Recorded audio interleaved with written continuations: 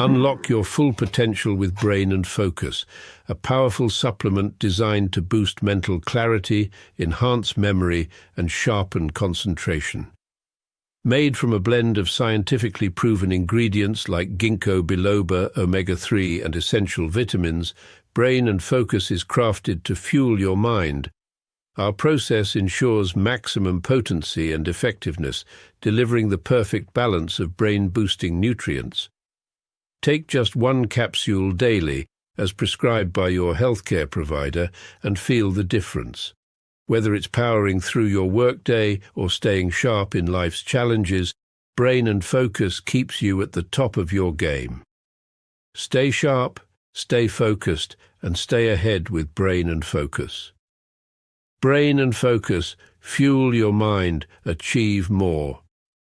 Go get this product at blackhotfirenetwork.com at the Sports and Nutrition Store.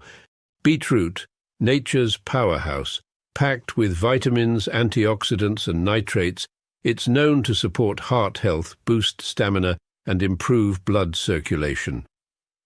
Our beetroot is naturally grown and harvested at peak ripeness. The roots are cleaned, dried, and finely ground to preserve their rich nutrition content, giving you all the benefits in one pure form. Add 1 teaspoon of beetroot powder to your juice, smoothie, or water, or take it in capsule form as recommended by your healthcare provider. Beetroot helps enhance endurance, lower blood pressure, and keep you feeling energized and balanced all day. Fuel your body with the natural power of beetroot. Stay strong, stay healthy. Go get this product at blackhotfirenetwork.com at the Sports and Nutrition Store. Yes, only for 90 cents, $20.90, sorry. Of course, it's awesome Brain and Focus formula. Karibuni sana family. Hope you guys are doing amazing this wonderful evening and afternoon from you guys. And it is exactly 23 minutes past 8 p.m. Welcome to another episode of the Africa Today Show. Everyone live with us on YouTube, Rumble, BitChute, and I'd love to say on the radio, but yes, to all the people who also have our application. Karibuni sana. I hope you guys are doing great.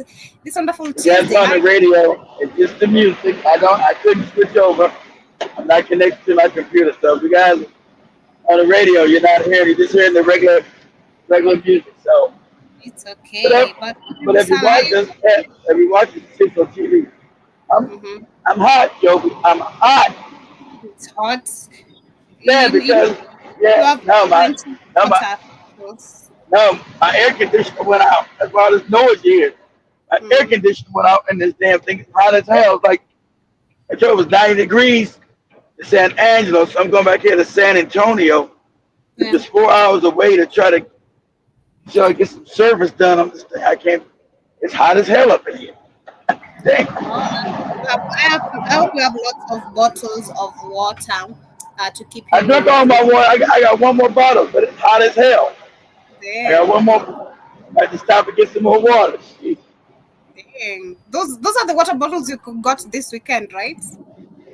Oh yeah, you see me get? That's right. You see me get? Yeah. I feel like I got like 7 of them.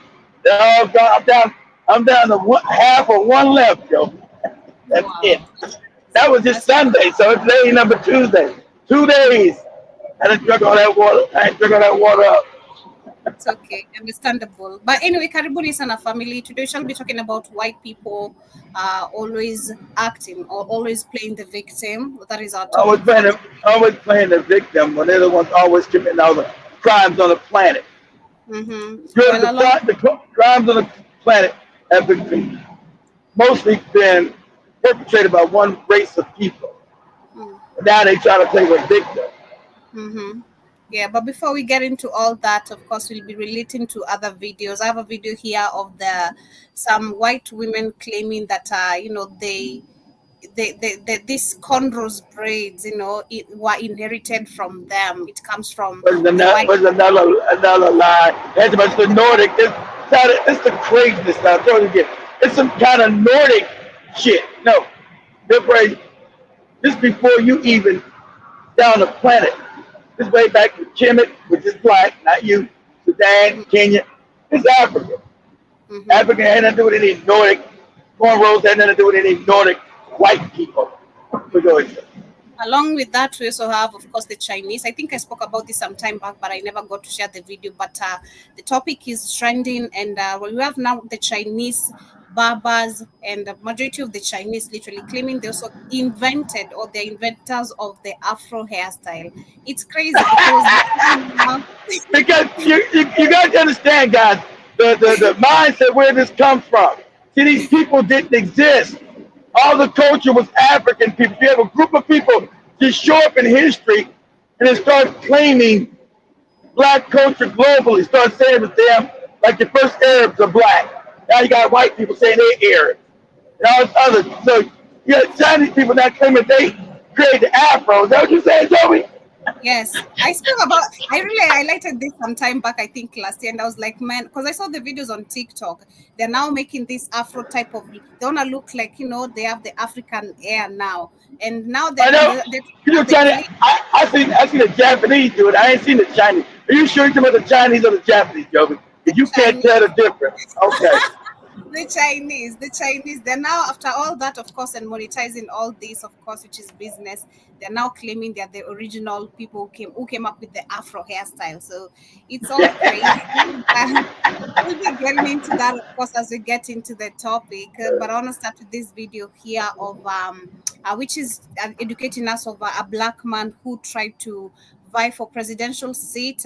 This is in the United States. That is in 1904, illegally. But I want to share. We get to learn a little bit of his history because I've never known of this. I don't know if any of you know of this, but let's learn together. Let me start. Fight for racial equality in the United States has been long and arduous, marked by the sacrifices of countless black leaders who dared to challenge the status quo.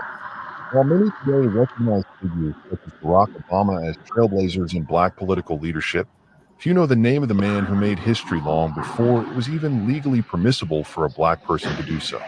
The You mere don't idea explain no of a Barack black man Obama. running for the highest office in the land during a time when slavery still gripped the nation and black citizenship was widely denied was an act of extraordinary defiance. That man was George Edwin Taylor, an individual whose political ambition, resilience, and unyielding belief in justice led him to campaign for the presidency of the United States in 1904. Taylor's candidacy was more than just a symbolic gesture. It was a powerful challenge to the racial and political oppression that defined America in the early 20th century. His story remains one of the most remarkable yet overlooked chapters in American history, a testament to the unbreakable will of Black political thought and activism in the face of I unimaginable resistance. I To never heard of understand him. the Mm, significance of George Edwin Taylor's historic run, one must examine the socio-political landscape of his time, the obstacles he faced, and the He's implications of his racist. campaign for the generations that followed. This is the story of the black man who ran for president before it was legal. George Edwin Taylor was born in 1857 in Little Rock, Arkansas, during an era when black people were still enslaved in the southern United States. Though he was born free, his early years were marked by hardship. His father, a free black man, died when Taylor was young, leaving his mother, a formerly enslaved woman, to raise him alone in a world where opportunities for black people were scarce and racial oppression was a daily reality. At the height of the Civil War, Taylor and his mother fled the South, seeking refuge in the North. They eventually settled in La Crosse, Wisconsin, where Taylor would spend his formative years. In Wisconsin, he gained access to education, an invaluable privilege at a time when literacy was still widely denied to many African Americans. Taylor's passion for learning and political engagement flourished, and by the time he reached adulthood, he had already begun making a name for himself as an activist and writer. Taylor's journey into politics began in the world of journalism. He became a newspaper editor and writer, using his platform to advocate for civil rights, racial justice, and black political empowerment. He was particularly active in supporting the rights of black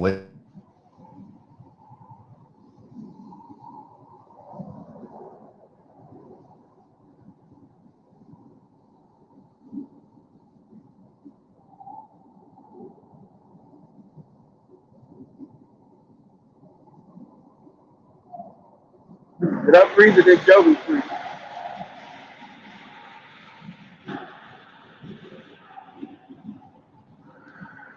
Can you guys hear me? Did I freeze or was it Joby?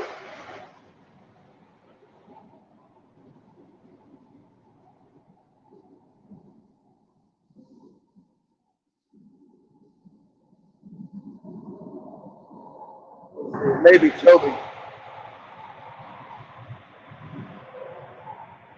Well, Joby.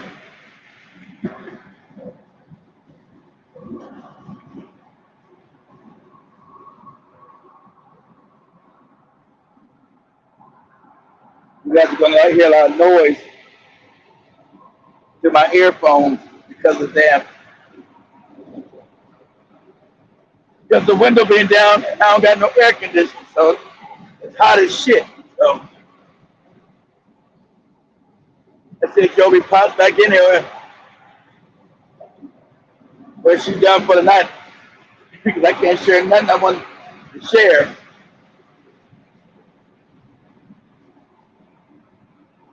Through my phone without Joby being.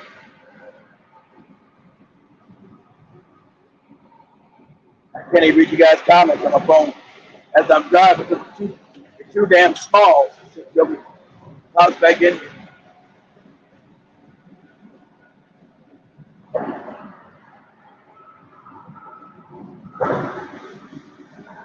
Okay, let's pop back on in there. All right. Oh, let's sorry about that. Internet is acting up. Party All right. seen as the main political force fighting for black rights. However, as the years passed, Taylor grew disillusioned with the Republican Party's waning commitment to racial equality. Like many black activists of his time, he recognized that neither of the dominant political parties truly represented the interests of black Americans. His search for political alignment led him to the National Negro Liberty Party, a lesser-known but significant political organization that sought to give black Americans an independent voice in the electoral process. It was under this banner that Taylor made his historic presidential run in 1904. In the summer of 1904, George Edwin Taylor became the presidential nominee of the National Negro Liberty Party. This was an astonishing development in a country where black men were still widely disenfranchised through discriminatory laws and violent voter suppression, especially in the South. Taylor's campaign was not just about winning votes, it was about sending a message. The platform of the National Negro Liberty Party focused on the rights and advancement of African Americans, calling for an end to segregation, disenfranchisement, and racial violence. Taylor used his campaign to highlight the hypocrisy of American democracy, which claimed to champion freedom while denying full citizenship to black people. Taylor's candidacy was met with hostility and ridicule from many corners of the white political establishment, and even from some within the black community who feared that such a bold move would invite backlash. Nonetheless, Taylor persisted, traveling across the country to rally support for his cause. He spoke passionately about the need for black self-determination and political independence, urging African Americans to demand their rightful place in the nation's democratic process. Taylor's campaign faced insurmountable obstacles. The National Negro Liberty Party was a small and underfunded organization compared to the dominant Republican and Democratic parties. Without substantial financial backing or widespread media coverage, his ability to reach voters was limited. Moreover, the very laws of the land were stacked against him. Black people in many states were either outright barred from voting or faced enormous obstacles such as literacy tests, poll taxes, and violent intimidation. It didn't make a difference anyway. We wasn't the majority. We weren't the majority. The country's racist. So what sense did it make for us?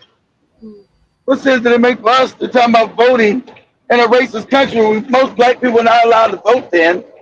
It was still most black people still living in southern states, southern parts of the United States. So they weren't allowed to vote in those states. I mean, what was this didn't make any sense. I mean, what was the benefit of this? I'm saying it was a great leap forward because there was no benefit because, black people were better off being segregated than non-segregation. So, I mean, what is the benefit if you just run around and say, "Oh, it's racist"? We know the country's racist. Black people get treated terribly. We know that. I mean, you got no real chance of winning anything. Ain't nobody white gonna vote for you. The country's racist. So I don't understand. You know, people call things trailblazing because you're the first to do it. Doesn't mean it's smart. You know, no, he's the smart because this whole thing to me seems stupid because you couldn't have gained anything politically from it. You didn't gain any benefits from financially from it, socially from it. So I don't see no gains in what you're supposed to try to accomplish back in 1905 or 100. Was it 1904? 1905. At least he stood up, 120 years ago. I mean, stood up for what? What are you trying to stand up to do? You know, at least stood up and tried to fight for Black Americans' kids. I mean, how many people amongst the people we have in today's generation have the confidence of standing up and doing so? Yes, we understand the country is racist. Everything is against the Black people, the laws, the way they are set up and all that. But it's how many people do we have that can stand up confidently? Well, maybe it was a symbol of confidence, Joe. Okay, yeah. We say it was a confidence thing. Okay, and it was confidence. All right, go ahead. Because if you talk about, like, let's say, I'm talking about most of these Black representatives we have that are given platforms that are, have the finances and means of making a change, but they don't literally, they don't want to, they won't, because that's not what they kept there to do. They're there to put a certain, propaganda, act like the face of, this sort of organization when it comes to Black people, but it doesn't serve them. But yes, it didn't benefit financially, which you're saying. It didn't benefit politically. And I'd say this is the true type of leadership, because that's the same thing I think. Oh, yeah. Okay. Was he trying to be leader? Okay, true. All right, I get you that. Okay, go ahead. Yeah, because if you look at someone like Ibrahim Traoré, he's not benefiting from these Western powers. If it was only... No, he's benefiting. He's actually, and that's where we're going to go. He actually is benefiting. He's benefiting for his people, because, see, this is what they've always been scared of. So I'm glad Joe did show this, because I know I did show this. They've always been scared of Black people uniting. See, everybody's got rich off of Black people's backs. And so what I'm trying to explain to you guys, that you guys see all in these algorithms, they're trying to push Black separation and Black, like when Joey seen the Black girl and it made her mad. I understand that's on purpose. That's a psyop. You must understand that you see now who's pushing this Black division now. That you see now Black people waking up, starting to unite. See, the unification of African people globally makes everybody poor. But Black people never wanted to not share with everybody, but that's the way they think. So everybody's main goal is to make sure African people do not unite, because you are the power of the planet. Because Africa is wealthy. And it's the wealth of the planet. Everybody's been stealing from it, robbing from it, taking from it, and leaving African people impoverished globally. So the idea that you're now starting to unite, it's a threat to the globe itself, global power itself. But like I said, it was going to happen. You're not going to stop this no way. Go ahead, Joe. Exactly, because even right now in Kenya, like I shared earlier today about the, of course, 2024 finance bill demonstration, which led to the death of so many innocent youths. We've seen, of course, the propaganda of the BBC, British Broadcasting Media. We've seen the propaganda of the people defending Ruto who are working for him. We've seen yesterday 7 innocent citizens being killed again because they're trying to defend their land, which is being taken away by the government. Today, what is happening, or what has happened this evening, is that they have passed, or they have introduced 2025 financial bill, and Kenyans are going crazy again. Everyone is saying we're going back to the street, because there's no way, you're still talking about taxation being hiked up. You're still talking about, introducing new laws that don't serve us as African people, like we saw in the last financial bill, taking our lands and saying that you're supposed to own this land for maybe a year and all that. What do you mean? So the unity of Africans, just like what Kate is trying to explain, it's literally, I'd say, erupting. it's like a volcano already like erupting, and they're not gonna be able to stop it. And the good part is that it's happening globally. It's not just Kenya. We just need the mindset to be switched. And that's why the reason I think I'm sharing about this as much as Keith was not trying to understand is the confidence. Because if you look at most of us Africans, they just like what you're saying, they don't want us being confident, and that is what is scaring them. For us to come even out, being on the street, start from a point of confidence, then confidence comes with you losing your fear. So the example of this man we have here, who was trying to run for presidency. With confidence, had to be getting fear, because he had to be getting threats back then about they were going to kill him, you're going to unalive you, how dare you, dirty N-word, who you think you are, of course. Exactly. Despite these challenges, Taylor's candidacy was a groundbreaking moment. It represented the first time in U.S. history that a black man had been officially nominated by a political party to run for president. Though he did not win, his campaign planted the seeds for future black political movements and demonstrated that African Americans could and should aspire to the highest levels of political leadership. Following his historic run for president, Taylor remained active in politics and journalism. He continued to advocate for black rights and worked within different political organizations to push for racial justice.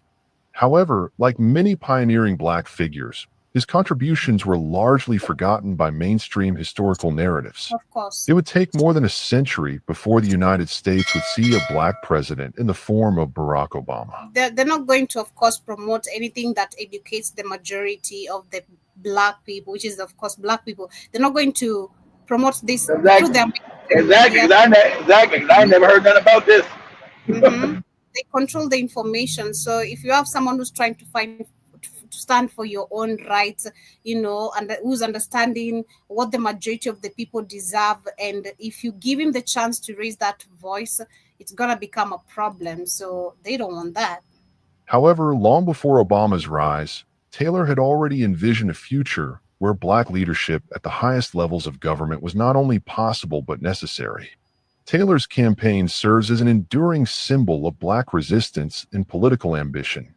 His story challenges the notion that African Americans were passive victims of oppression, highlighting instead their active and ongoing struggle to shape the nation's democracy. By running for president at a time when black people were barely recognized as full citizens, Taylor forced America to confront its contradictions and open the door for future generations of black political leaders. The story of George Edwin Taylor is one that deserves to be remembered and honored. His campaign for the presidency in 1904 was not just a political act, it was an act of defiance, a declaration that black Americans would not be sidelined in their own country. Though he did not win the presidency, his candidacy represented a step toward a future in which black leadership would no longer be a radical notion but an accepted reality. Well, as much as we know, majority of those things he tried to fight for didn't change till to date. I give him the props for still at least trying. It's the matter of you trying to step out of the majority comfort zone. They are really you're right. Hasn't stopped today. Mm-hmm. That's 126 years ago. Mm-hmm. And it's still happening. And that's right. That's right. Of voting, if you're still gonna vote, you still have more years of voting. And you didn't know enough back then. You didn't know that voting is a scam. There are no democracies. All fake. It's all phony. It's all an illusion. It's a fake play. There's no democracies nowhere. It's to keep you on the same hamster wheel of pretending your vote matters. And like they said, if your vote really counts, they would make it illegal. Because the powers that be create this scam, you gotta go back to Machiavelli. I'm gonna do, Joey, put this up real quick. Say, go to Google, say Google line now. Say, and what was Machiavelli's thoughts on creating a democracy? What was Machiavelli's thoughts on creating a democracy?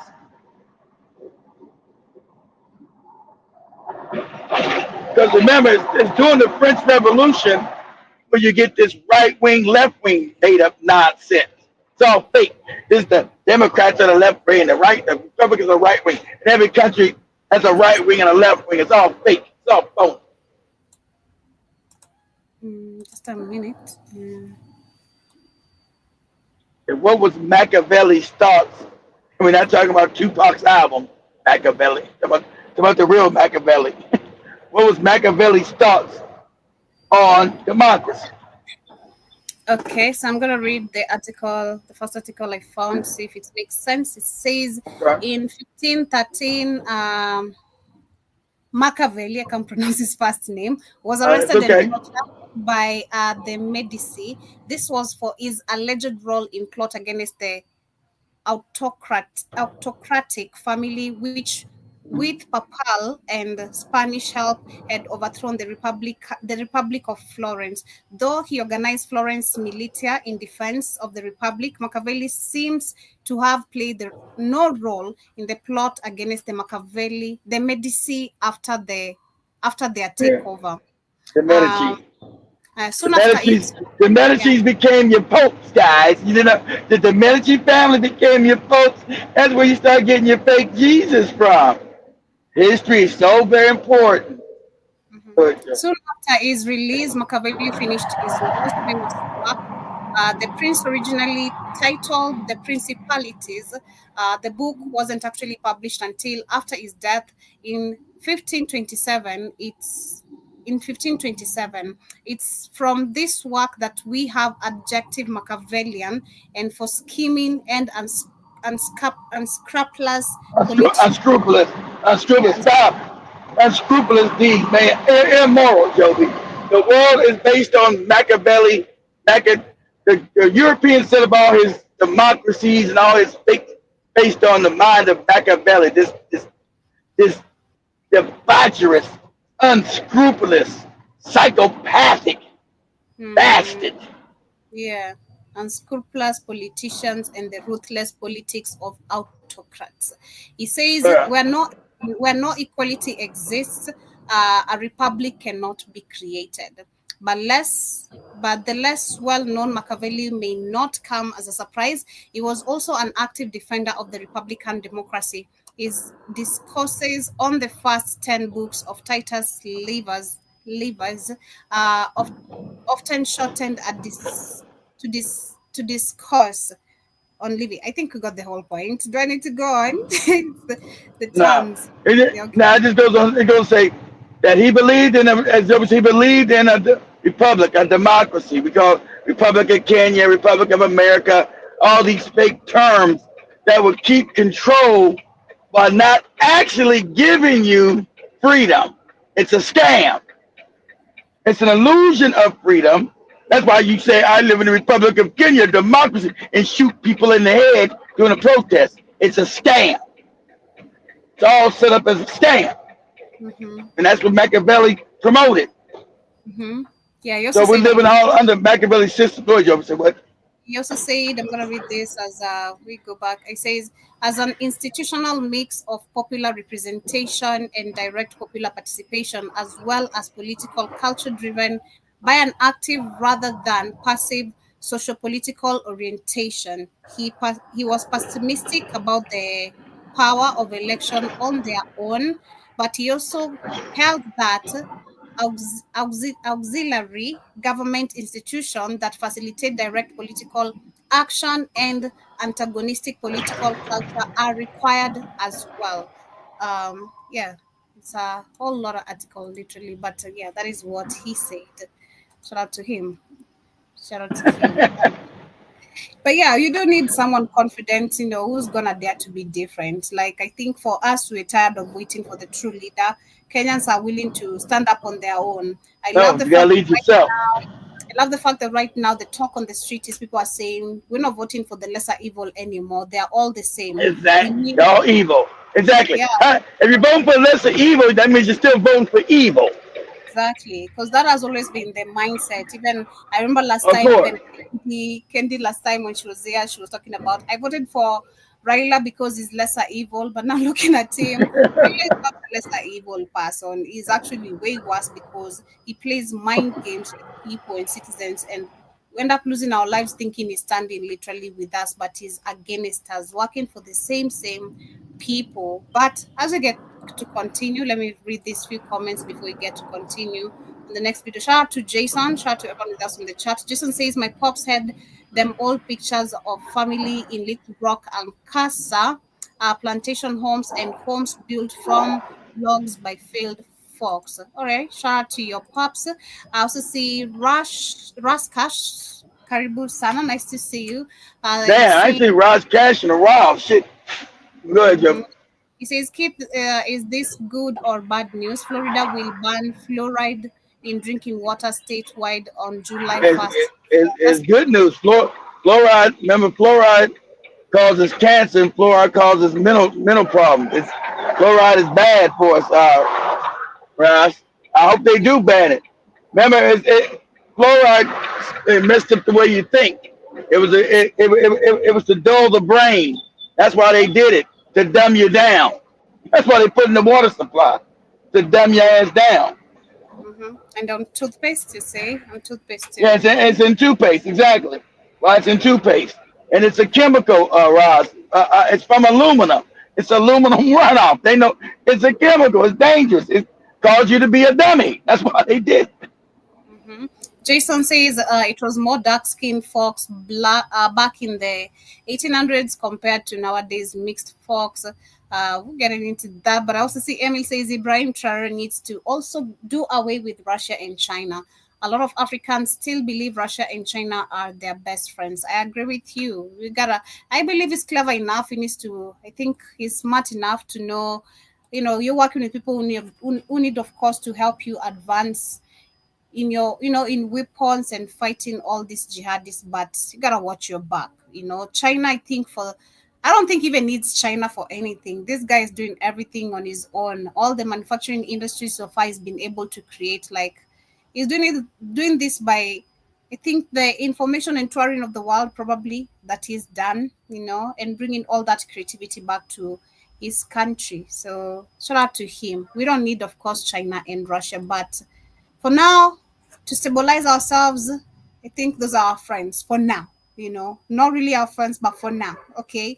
I also see Emil says there was a Nigerian individual who told me misinformed, echoing Western propaganda by saying Russia and China are colonizing Africa. Well, those are the type of mindsets you need to be careful of, because the Chinese they're already claiming your hair, so next they're gonna be claiming your land. So if you think they are your friends, you gotta be very, very careful, at least for now, because we need to benefit. They are our friends, I quote, but not really our friends. But let me share this next video as you get to continue, as you get into the conversation. So this is a white woman whose video went viral on TikTok, and then we had another white lady responding to her. She claimed that the cornrows, and all these hairstyles that African women do, they came from, she's claiming, the Vikings.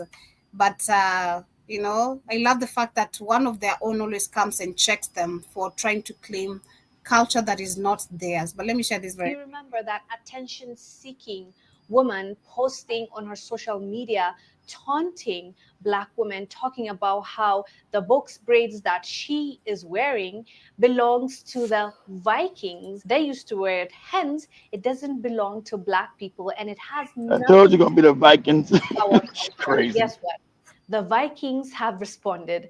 Not necessarily the Vikings, but a lady that says she is the great granddaughter of the Vikings, those were her ancestors, responded to this lady that is claiming that it belongs to the Vikings. This is what she said. So I already know that most of the people in the Viking history, in the sagas, are my great-grandparents. Anyway, I know a lot about the Vikings. And as it goes, none of them wore box braids. None of them. Exactly. There is no provable knowledge of any Vikings wearing box braids ever. Exactly. Anything to do with Icelandic history, Scandinavian history, Viking history, sagas, there is no knowledge of any box braids being included in any of that. Exactly. Vikings wear braids, yeah, but not those kind of braids that you're wearing, love, right? No, not those braids. And I really wish that people like you would stop using my family, my own ancestry, my own heritage as a means to justify antagonizing an entire another group of people. She made it very clear that her ancestors never wore box braids. She Of course said they didn't. there are certain kinds of braids they wore, but it is not close to box braids. And what this woman is doing is antagonizing a community just because she wants attention. And she made it very clear that it is That's what they do. offensive to them as Like well that. to give them a culture or to say that it belongs to them when it doesn't. And she basically told her, stop it. And you're spreading lies and misinformation. We already know that. We already knew that this girl was lying and she just wanted to do it to get attention, which it worked, right? So many people commented on it, talked about it. It was controversial at the time. Even now, some people still talk about it, and that's what she wanted. She wanted more eyes, she wanted more clicks, she wanted the back and forth, and that creates engagement, and engagement means for the algorithm that people like your video and it's going to push it further. So that's exactly what she's doing. If you've seen, even in the videos that she's talking about, this belongs to Vikings, she's doing some weird stuff like putting on makeup in the water. And you can just tell she's an attention seeker and she was trying to ruffle some feathers. Unfortunately, it worked because she knew what she was doing. But I like that the descendants of Vikings are also speaking up and saying that that's not our culture. We never used to do that. Stop the misinformation. And we agree with that. But yeah, I think for the most part, not giving attention should be the right way to go, because give her a few months, she will lose her hair.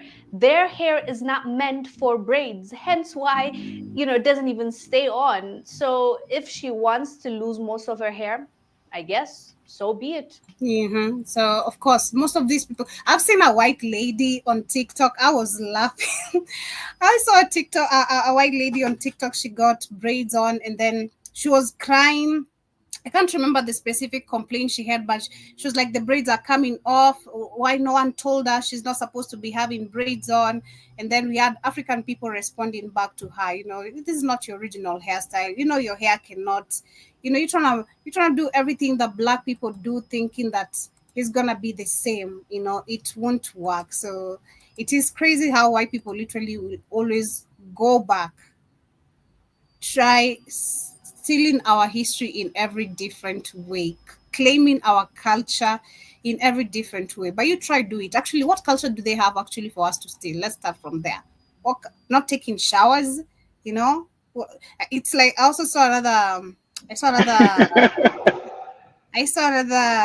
It was an article, and then it was I think a black person who said, white folks, write everything that you've ever wanted to ask Black people. And then I saw this white woman who questioned, when you guys bathe, do you let the water just flow on your feet, or do you scrub your feet? And I'm like, God damn, this is just a norm of these people, it's for real. They just let water just go on their feet. We don't do that. You gotta scrub the feet. There's something called dust. There's something called dead skin.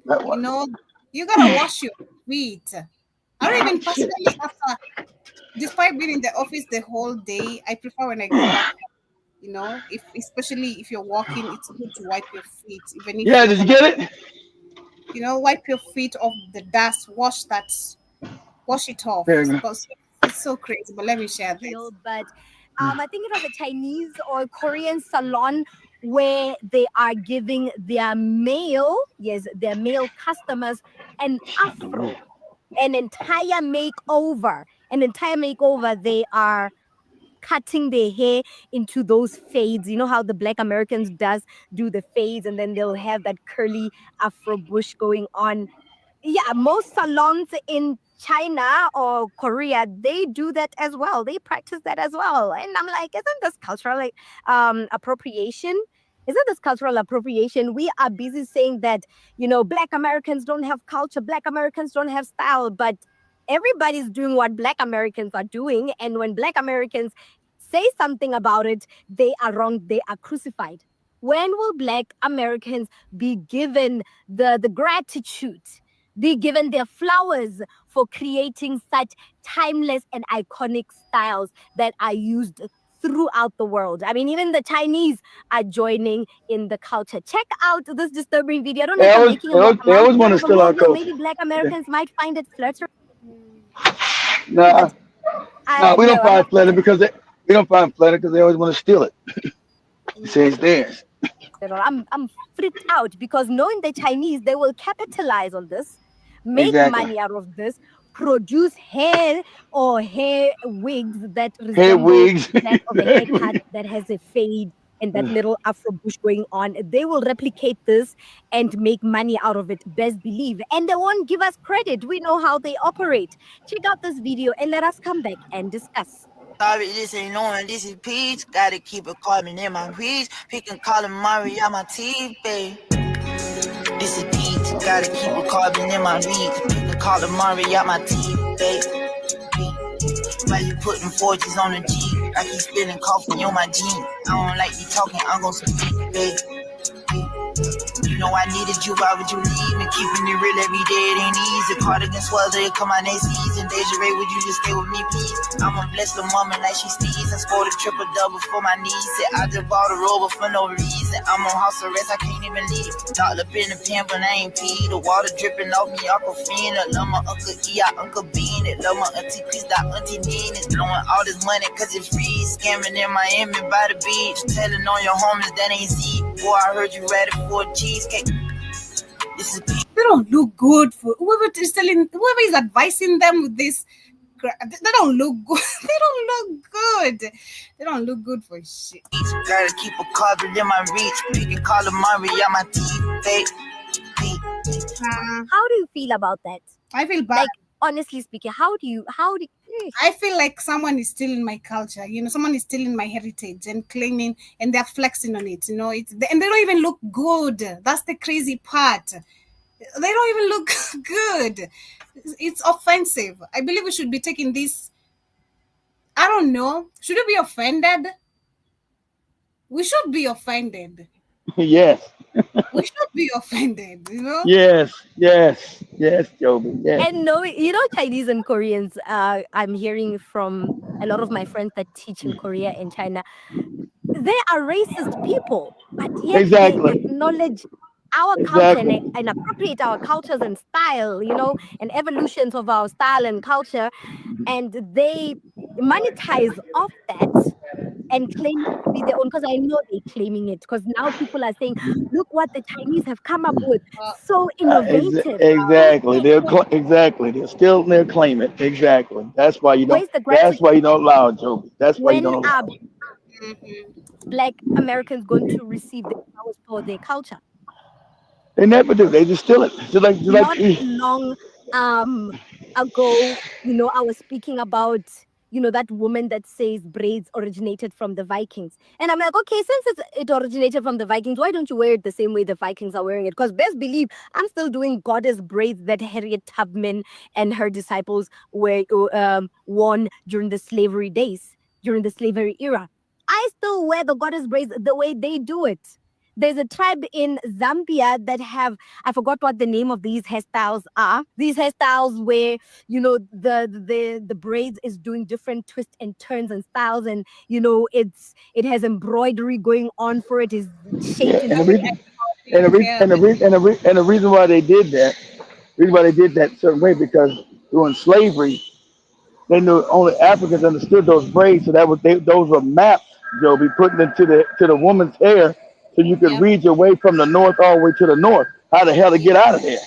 Yep. The flowers crafted into it was that particular hairstyle. It was worn in the late 1600s, and it's still transcended through time. It's part of our culture and our history. And we don't ask people to pay homage to us, but yet they do. All they do is take, and never give us the flowers. They monetize off it. They take our trends and style and try to make monetize it. They monetize it, then they tell you it's theirs. Try to take credit based on our culture and our hard work. People are vowed. There are people that are deliberately trying to erase our history. Google is trying to erase our history. The system was designed to water wash our history and cultures and never give us homage when they participate in our cultures. How do I say this? I sound like a broken record at this point. But that I just witnessed in China, It sounds like a broken record. That took me. giving them the haircut, the fade, the afro-looking thing, everything mimics the Black American culture. Our Black American men, they don those hairstyles proudly. There's a symbolic meaning behind that. Not everything has to be about money. I'm disturbed. I don't know about you. Maybe I'm making a mountain out of a molehill. Maybe some of you all find it very flattering. I don't know. No, it's not. The first time I saw this and I talked about it, and I didn't know people would take it this serious the same way I did, because I was like, the Chinese doing Afro hair right now, it's That's crazy. right. That's right. That's right, Joby. It's crazy and it's disturbing. We should And it's not called Afro. It's called Ching Chong. whatever. They always think out. Just like you said, it's crazy because they always end up getting all the praises, literally, of everything that's originates. You know why? You know why, Joby? Because as black people, we don't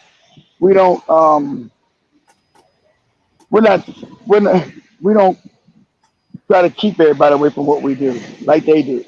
We don't try to, especially Black Americans. We don't, especially if other black people do it, we don't care. We think it's good because we're all black people. Problem with African people, they think they went to, especially like South Africa, they went to tribal. And we were trying to steal the Zulu culture, and then somebody showed the South Africans, what do you call this? You're rapping. That didn't come from you, it came us. Somebody, the whole video on TikTok showed them the piano. That came from us. Did anybody say, hey, you're stealing our culture? No, we didn't. You're African. So we said, hey, our culture belongs to you. We didn't get mad at you. We say, no, because we think you're the same as us, as African people. Other people, yeah, we would get mad about, but African people, no. We're the same as you. So why would we say that you're stealing our culture if we're the same as you? But you'll turn around and say, we're stealing your culture, and we're the same people. See, you got to understand that. You got to stop that. You go ahead, Joe. Yep, as we literally get into the conversation, as I get to start sharing the videos, I see Raskash in the building. Karibu Sana says, I know it's bad, but this expert on TV line saying fluoride is good. No, it's not. I think it has been No, fluoride. Look this up. Look this up, Joe. Because I hate to go to Google because Google's got so many lies and say, is fluoride a result of aluminum? My fault. Just say, is fluoride an aluminum runoff? So what aluminum? it is, aluminum. Is fluoride a runoff of aluminum? See what it is, guys. When they make aluminum, right, the metal, fluoride is what's created. It's the garbage that's left behind when they're creating aluminum. And so how they decided to do it, they didn't want to pay to get rid of the aluminum. I mean, get rid of this fluoride. So these wicked, everything they do is always wicked. They say, wait, man. Go ahead, Joe. What's saying? They're saying no, fluoride is not runoff of alumini, but it is a byproduct of aluminum production. That's what it means. A runoff. They saying no, it's a run. That's what I'm telling you. It's a runoff of aluminum production. So you putting aluminum in your mouth and drinking it, Cash, and that's getting it. It's not good. It actually causes problems. It's a metal. We're not supposed to have heavy metals in our bodies and in our brains. So it's a byproduct. That's what runoff. That's what runoff means. It's not a runoff, but it's a byproduct. That's what that means. So it's garbage, right? And that's supposed to. It's dangerous, but they put it in our. They found that it dumbed down people slowly, so it wouldn't hurt you quickly, but over the years it would cause cancer and also do what they wanted. They would dumb down the population, keep you docile. So as they were stealing everything and doing all the wicked stuff, you wouldn't react because you're full of now what? Fluoride. You're dumbed down and you're cancer ridden. So you're not gonna bother them. That's why. So see, they knew what Joby said. That's a product of fucking aluminum production. Who the fuck would say, okay, this is a product of aluminum production. Let me put this in your toothpaste and in your water. Who would decide that? unless you're a psychopath. Was it the same fluoride that we saw? It was, I can't remember in which city, but I shared this sometime back. Yeah, Where it's never. Yeah. The guy. Yeah. The old man talking about he was putting fluoride in all the water supplies around the United States. Yes, Joe. But yeah, he said this is dangerous. I was asking why are you doing that. Yes, Joey. That's it. It's the same. It's the same kind. They didn't put it all over the world. I think it's in Kenya. I think it's all, especially all throughout Africa, especially in Africa. mm. Well, I also see Raj Kashe is the next fluoride bill close to be passed on chemical, sorry, in other weather modification. Well, that's nice. This is some good news so far. We'll be checking onto that to see if we're gonna report on that. Jason Karibu once again he says why people with braid dreadlocks be full of lice and ticks. They don't even Yeah, look. exactly. That's the crazy part you guys are not talking about. They don't look good. Like to them, they look good. Oh, trying to look like a bombo clot Rastafari. You ain't no bombo clot Rastafari, and you can't match that, you know. But shout out to the reparations, Barry. Njama, I think that is it, Dr. Tata, if I'm not wrong. Our page is Somebody echo. reparations wrong. Oh no I no also oh see, no no oh no, that's the young lady from Ghana. Shout out to oh, her. shout out to you. I also see Emil says, I don't know how this doesn't offend Africans. That's why I say again, Ibrahim Traore needs to force Russia and China out of Africa. Same with We're not Julius Malema. we're not yet we're not yet, guys. Understand? Not yet. The African has not developed militarily enough to defend himself. So that's what you got. That's why you got openly America over in Cote d'Ivoire, Ivory Coast, planning to go in to overthrow Ibn Toure again. Because I told you, and it's going to be in the video I told you. Because see, I told you, everybody knows this is the domino effect. See, one good example is dangerous. One good example of African being self-sufficient is dangerous to the whole European scam you got going. Europe has always been impoverished, it's poor. But the scam is that they stole Africa. And then they indoctrinated Africans to believe that you were poor and stupid. And it's been the best scam for the last 500 years. It worked brilliantly. But now the awakening's happening. African people understand we're not supposed to be poor. You're on the richest continent on the planet. How the hell are you poor? And so with him doing, that's why all the focus is on him. And they're going to do everything they can do to take him out. But they haven't realized, but it doesn't matter if you take him out. The fire's already been lit. You're too late. You're too late now. Even if you do take him out, the fire's already been lit in Africa. So if you take him out, I've already heard black people say every pink person, I'm saying they can't pick them. We know who the pink people, every pink person in Africa will not be safe. They don't let you know. The Africans waking up, every pink person left in Africa will not be safe. If you take him out, you will not be safe. Yeah, it should be a knife or knife. You take ours, you take yours. Period. Exactly. You would never hear Africans speak like Joby did just 25, 30 years ago. Say, well, we'll pray and we'll just pray for peace and just say it's okay to kill us and we'll give them love and we'll respect them and give them more love. You can't love a beast. You can't love a beast. Family. Time is up. The time for loving and cuddling is up. It is so no more cuddles. It's time to kick rocks. Go shiver in the cold the way we've been shivering in Canada, and all those other countries. Anyway, let me start with the first video as we get into the main conversation of these same folks, of course, always playing victims because they want to play the victim now. Exactly. After they robbed everybody's land, genocided most people. They couldn't genocide the Africans because we're too strong, but they wanted to genocide us as well, genocide everybody's land, and then claim they're the ones under oppression. It's absolutely asinine and crazy. I feel like it matches what you just saying. With even when we had the general, of course, they're using our very own. Always, that was his own. That was his own.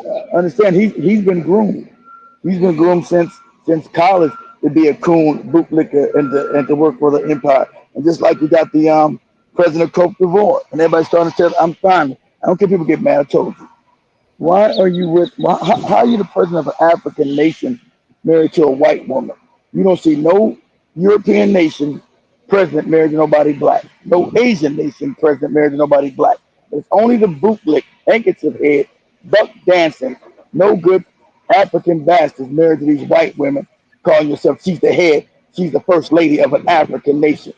You wouldn't. Only Africans will accept that. That's unacceptable. And remember, she's his handler. She's French, of course, and she's his handler.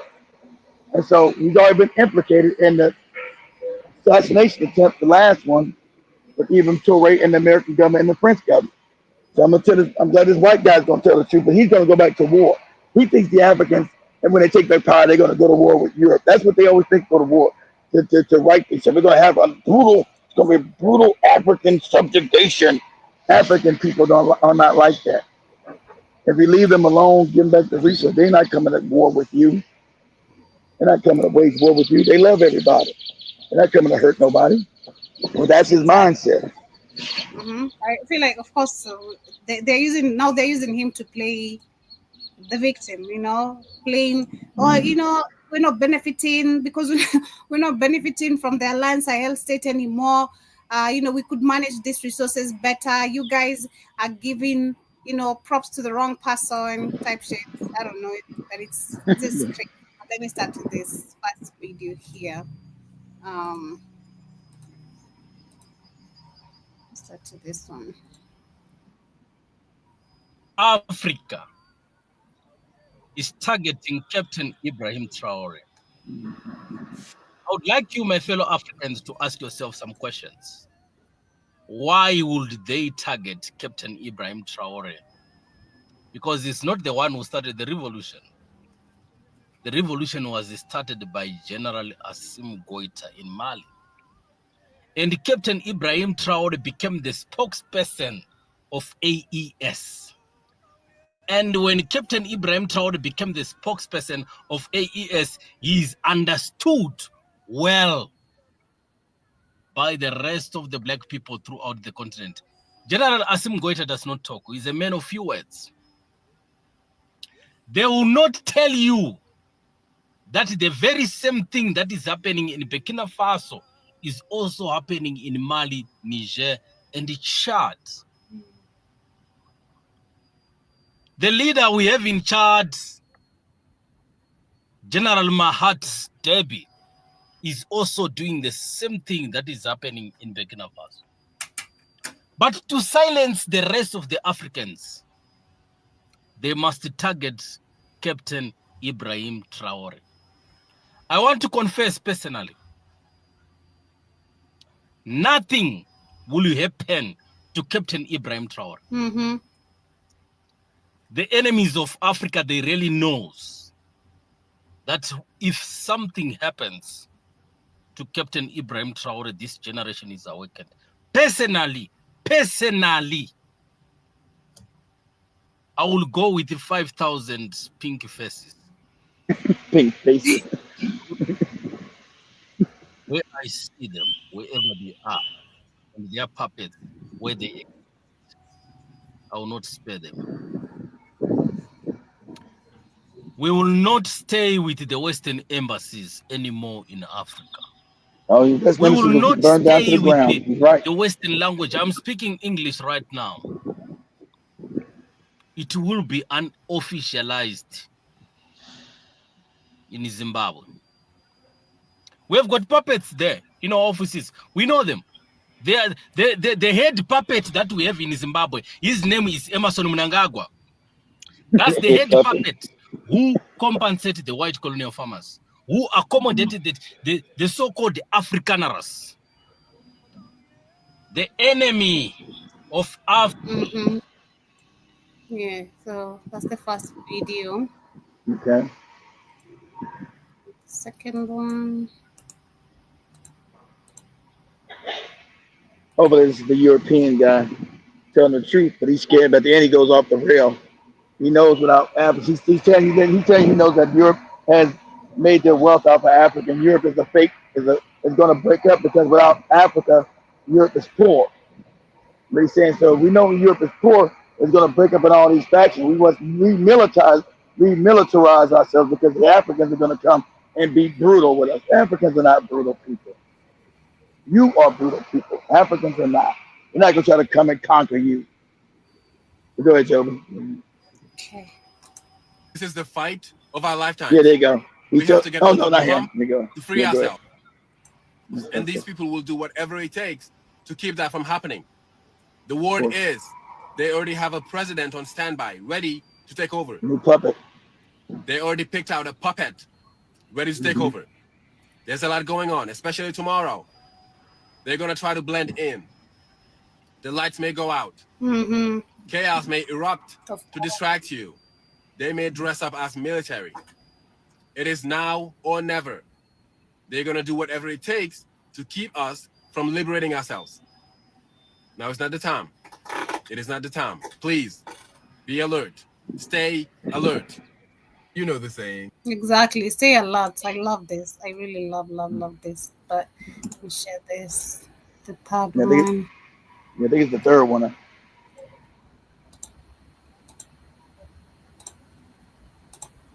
It tells the truth.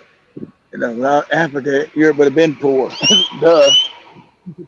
The Africans need to know this now. There you go. He's telling the truth, but he's at the end he goes off the rails. We're going. Wait, Joe. At the end, at the end he'll go off the rails. We're gonna have to fight the black African brutality. They're gonna come and be ready to fight us for everything we've done to them. No, they're not. Just leave them alone and let them be wealthy. And you go back into poverty and shut up.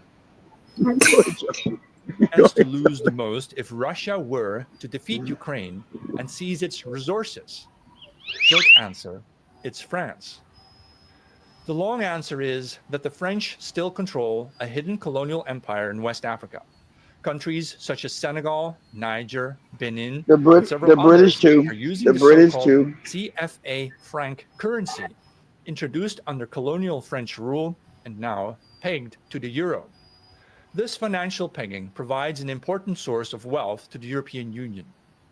It allows Europeans to usurp West African resources on the cheap and control African debt, while selling back finished goods at premium markups to the tune of an alleged 500 billion euros in profits per year.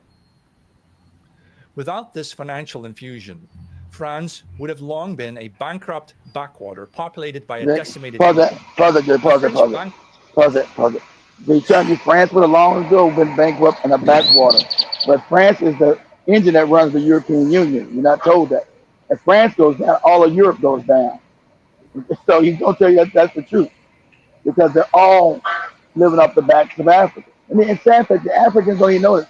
Africans go worship the Europeans. They run to Europe. They don't realize their lifestyle is off your back.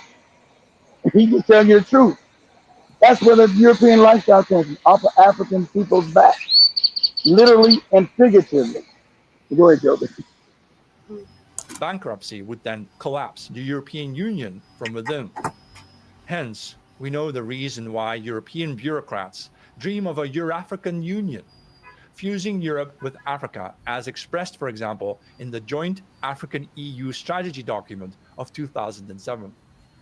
Even as early as 1987, the precursor to the EU, the European Economic Community, the EEC, received an application from Morocco, a North African nation, to join. Soon followed negotiations with Turkey and Central Asia, and today, a host of non-European nations such as Armenia, Azerbaijan, and Georgia are part of the European Political Community, the EPC. The European Union very much behaves as an expanding empire. It just does so quietly to avoid upset and backlash. The backhanded ruler of this empire is French President Emmanuel Macron. The French are Napoleonic.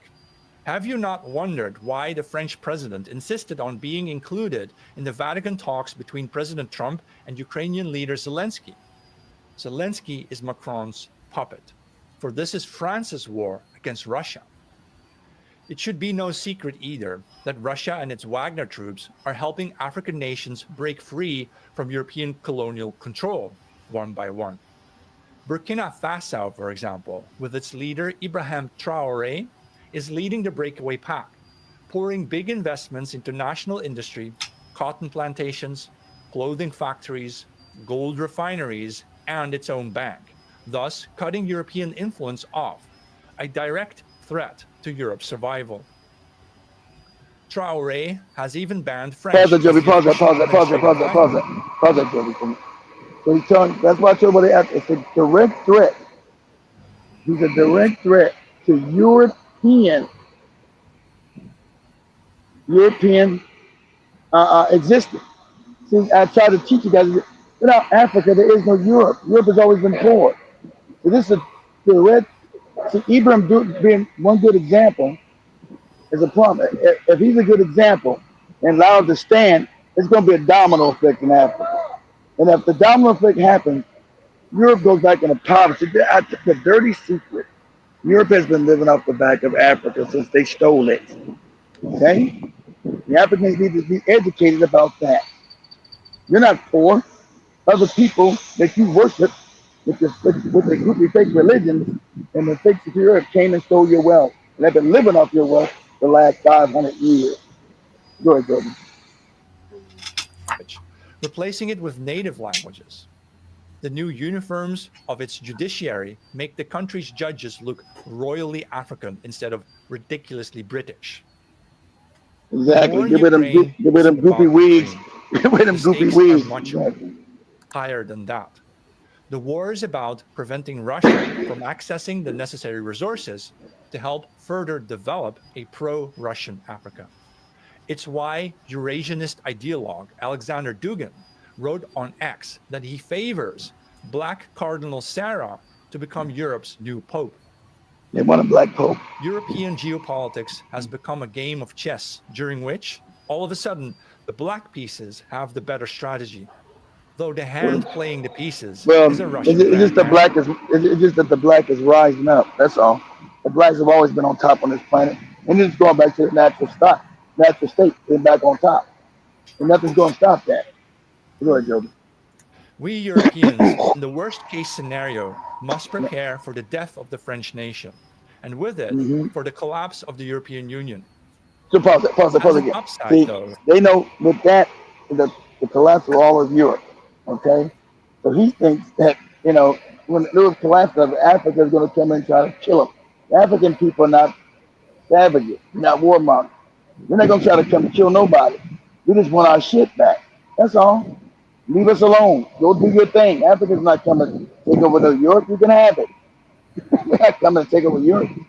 There's nothing there. Once you implode and get out of Africa, you're done. So Africa's not coming to take Europe and feed you people. Nothing there to do. Go ahead, Joby. This event will free our many and diverse peoples from the straitjacket of political correctness. The multicultural doctrine will come to an end, and our people will awaken from the sleep of diversity. We will begin to see clearly again who are our true enemies. Who are they enemies? Europe will not, of course, surrender to Russia. Instead, we must reorganize ourselves into strongly conservative, militaristic nations. Pause again, too, Joby. Pause it. This is the mind of a psychopath. You know, it's got right. Russia told you, if you don't want to invade Europe, you don't have anything. It was Europe that was trying to invade Russia. See, that's just known. Because they wanted to break up Russia and steal its resources. That's what the Europeans have always done. Break up countries, steal resources. Russia has never invaded Europe, ever. Not ever in its history. So what he's saying is not even plausible, it's stupid. Europe has always invaded Russia. So what he's saying is also idiotic. We will not let Russia invade Europe. For what? Putin told you don't have anything. And he said, you don't. Why am I going to invade you? To do what? I don't want to feed your people. You don't got no resources. You got no gold. You got no oil. You got no coltan, no cobalt. As a people, you're poor. You're just going back to poverty, I'm telling you. That's the reason why you invaded, try to use Ukraine to invade Russia, so you can break it up and steal Russian resources. You don't have any resources. So why are Russians going to kill themselves trying to invade you? For what? You don't got nothing. Why is the African, once he gets all his stuff back, going to go to Europe and invade you?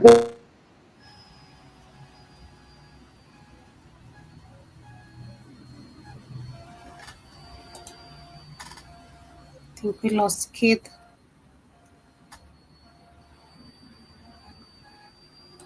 We lost Keith. Hope we got them. We're getting back.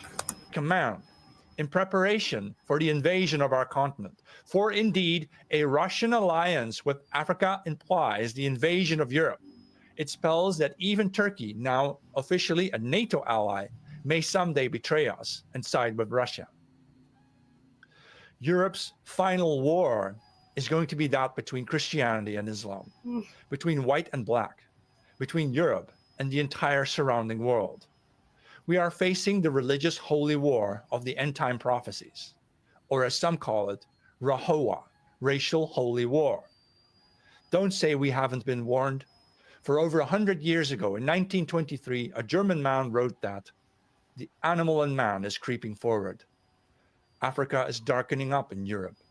We are to be the guardians on the threshold of values. Due to Europe's dying, aging demographics, we are already outnumbered. Our vegan soy men can't even hold a rifle. Entirely unprepared are we for the black brutality coming our way. And yet, we shall prevail. We have Father Winter on our side. We know the territory best, and we shall use it to our advantage. The mythical Odin, drunken with war, is awakening in us. And the story of Christ's resurrection predicts our future. This is not the end. Europe shall resurrect itself. Our continent is a weapon that shall trap all those who dare seize it in cold, icy graves. May Heimdall sound his horn. There are Black Africans who culturally Okay. We'll share the next one. The fourth video of the day.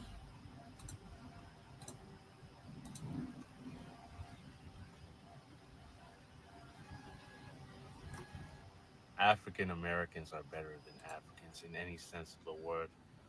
You literally got on camera and say that African Americans are better than Africans, because I'm even going to use my African accent on this one. Because you all walk better, you talk better, you run better, you're more influential. I'm going to take you through a visa-free ride of facts, because it's clear you missed a couple of semesters. Take your popcorn. I'm going to take you through a free history class. And mind you, is the only African American I'm addressing. The ones that are learned enough to understand that this does not make sense. We love you all. About walking, we never used to walk for fun. We used to walk to lead civilizations and build empires. Ever heard of Kingdom of Mali? Under Mansa Musa, the richest man to ever live? This man had universities, trade centers. He had a gold economy, literally, that made the Europeans just weep with envy and come to even look for him. Muktu had libraries when the West was still thinking the earth is flat. Ever heard of Kingdom of Kush? The queens there were ruling armies, making people build monuments. And are we going to talk about how Ethiopia was never colonized? And how the great Zimbabwe literally built buildings without mortar? Maybe we have pyramids that the West has never been able to understand, how we were able to build something like that on our own without civilization. Ancestors that you're claiming are your ancestors were busy in caves discovering fire late when we had universities down here. But wait, you're going to say that's history and everybody knows exactly what I'm talking about. So let's dive into the current. You're using an iPhone, aren't you? And inside that iPhone, there's something called cobalt. Do you know where it's from? It's from Congo. They're killing us so that you can have an iPhone. Literally.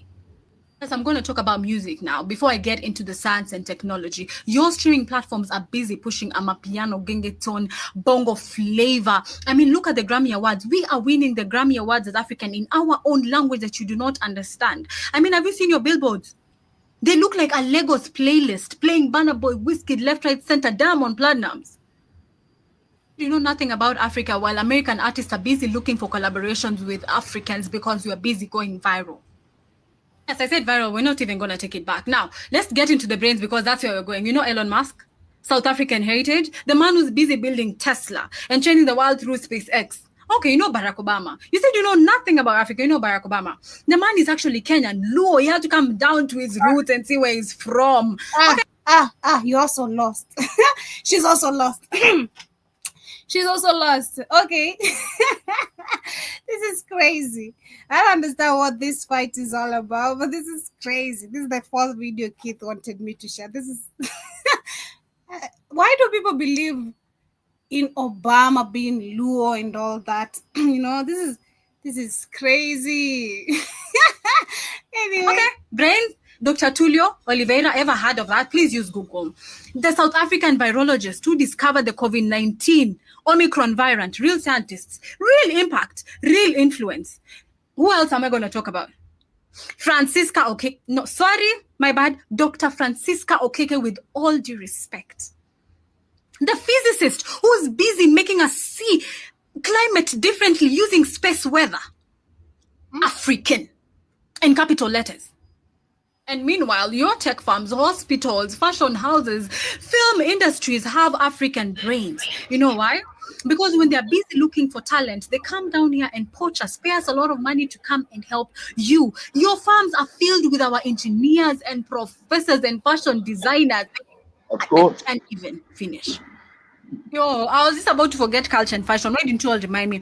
Baby, we're the blueprint.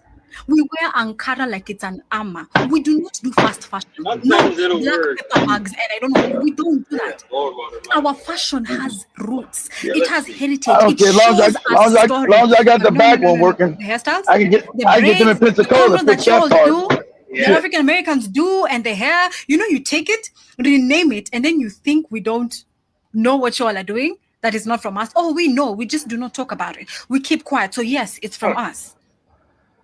You talked about walking better. I don't even know what that means, but I'm going to address it because I'm childish like that.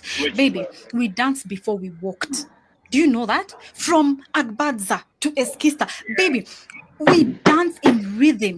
Our identity is in our history and motion. The way we move is not just... Yeah, maybe, but I get them doing... I don't give a shit. I got that one working. I'm good. Shit. Yeah, alrighty. I appreciate y'all, man. You muted. That's what's up. Half of the slang used globally, sweetheart. Joey, I know I wasn't muted. Calm down. I know I wasn't muted. I'm sorry. They're working on my AC, Joey. I'm burning up like the devil. Go ahead. Sorry, okay. The urban creativity. And I find the irony quite amusing, how you like our accent in Wakanda, but yet when we start speaking like this, you all are saying we are backward. But in Wakanda, you watch Wakanda, you've loved it. Oh, we're going to talk about food. I'm not leaving anything out today. When y'all were busy discovering spices in 2019, our mothers were busy cooking food that isn't just food. Babe, it is medicine. Our food has been healing generations for years. Have you heard of injera? Have you heard of ugali? Have you heard of nemachoma? Jollof rice that is busy scattering the streets, and the West are really trying to understand how we cook, what we cook. Yeah, we started a long time ago, baby. A long time ago. I saw someone in the comment section talk about your teeth. Now, that is way too low. We're not going to do that. We're going to deal with facts because I don't even entertain bashing. Okay? But we have dentists down here. Really good dentists. You can come for cleaning, but whilst at it, please clean your attitude and a little bit of your Google before you state facts that are not actually facts. Look. Okay, here's what you're missing. Okay, here's what you're missing. Africa is not only the source. We are the history. We are the origin. We are still the source, as I said before. We are the plug. We are the future. We have the youngest population in the continent. And what does that mean? The next 50 years of innovation literally has to go through us. And you guys have been going through us, the tech companies, the film industries and stuff like that. Oh God, there's a film that I watched the other day that has a Carl Otieno in it. I am Luo proudly. And for you guys to call that man Carl Otieno, find a dark, handsome, strong man to represent that, you guys have to do your research. So that means you'll know about us. It's just you. Oh, baby, next time you feel bold enough to come in front of the camera and talk about how you're better and we are worse and you know nothing about us. You know a lot about us, baby, and you just don't want to recognize that. But that's okay. Oh, that's good. Oh, we're good because we create, we build, we have the strength. See, this is called a diaspora war. Continent has ever been able to understand. This is kind of diaspora. Who's she talking to? This sounds like diaspora. Who's she talking to? She's Kenyan. She's very mouthy, you know. She's always very, very mouthy. Who's she talking to? This is diaspora war talking. Not, we don't give a shit, lady, whether you a Lou. Your Lou shit don't mean nothing to us. That ain't. What is your Lou done? What are you talking about, lady? Are you African? Just say you African. We don't care about your tribe, lady. Isn't that the video you shared with me, or am I sharing something different? That's the fourth video, Keith, right? Oh no, that's not the one. But she's good. No, I like her. No, that's not the one. But she's good. She might she might have responded to what that guy was saying, but we thought hers is like division. But no, my phone went off, Joe, because it overheated. So I don't know what I'm in the heat. I was outside and everything else, so my phone. I don't know who is she replying to. No, I never seen it. The fourth video you sent to me, this is what literally came on the screen. So I think it didn't really come exactly what you meant to say, but yeah. Well, at least she said, who was she arguing with, Joe? She's arguing with this guy who's African Americans are better. This dude is slow. This goofball here. Yeah, when you see this, so these are psyops. I told you, keep seeing this division between African Americans and Africans. This is all phony. This is to cause division because now there's an awakening of everybody uniting. This is fake. This is phony. And this dude is slow as hell. African American are better than African. This dude's a moron, Joe. The lady was all fired up. She's scared. She's always like that. She's always, putting people on check. You won't. You can't put people in check. You got to find out what's the reason. Is this the South? Is it organic? Why are you causing? Why is this division coming? What is it for? This is to create division. No, the fourth one wasn't that. The fourth one I said was the young Nigerian telling the truth about African people being stupid like this lady do, causing you don't know when you're being played. That division is being manufactured through social media on purpose. You don't understand that this is on purpose. The fourth one, like you're saying, the fourth one didn't come exactly like you meant to send it. That's the fifth one. Yeah, he was talking about the division. He was showing that how some woman was saying that thought that she was an AI, supposed to be a Black American, talking about why are the Africans just to the African Americans, and he went to the comments and glad he found out that it was an AI. He said it's probably from Israel or China or American intelligence agency. Oh, yeah, of course, because division because they see now you're uniting. You're the wealth of the country of the world. My best thing is to keep you divided. I'm not arguing about whether you're a Lou or I don't give a shit. Whether you're a Lou, I don't care.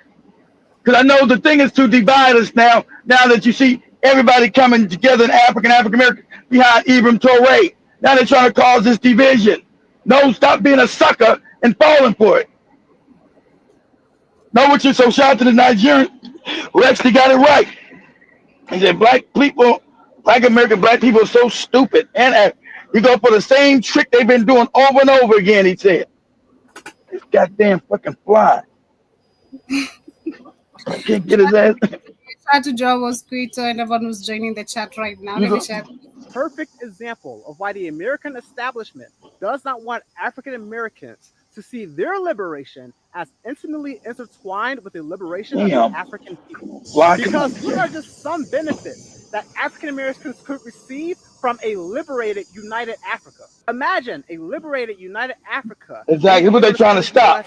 Hey, sure, we'll allow you access to these resources that you want so badly. However, you have to do XYZ for your African American and Black community. You want our copper and gold? Okay, yeah. So let's talk about housing for Black people. Imagine that Africa has control over its resources. It is overflowing with wealth. And it is like, hey, African Americans, Black people of the world, if you feel that you are mistreated as a population in your country, you could have a new home here. But they want African Americans to be isolated from Black people outside of empire because it makes us easier prey to exploit. In the reality that they've created, if resources is money and money is power, who would have more power than the African continent? To empower Africa is to empower all Black people around the world. Globally. They know that, exactly. Pause it. And I wish he wouldn't expand to that Down syndrome dude. It's like he clearly got some mental problems. See, he's not all right in the head, but she got triggered and angered and not understand. It's the same old banana in the tailpipe. Africans are not, whether it be African Americans or Africans, they're doing it both ways. You're not educated and sophisticated enough. You're living with a psyop. Don't respond to it. It's to cause division. Because now they see you are uniting. You're uniting causes them to go into poverty.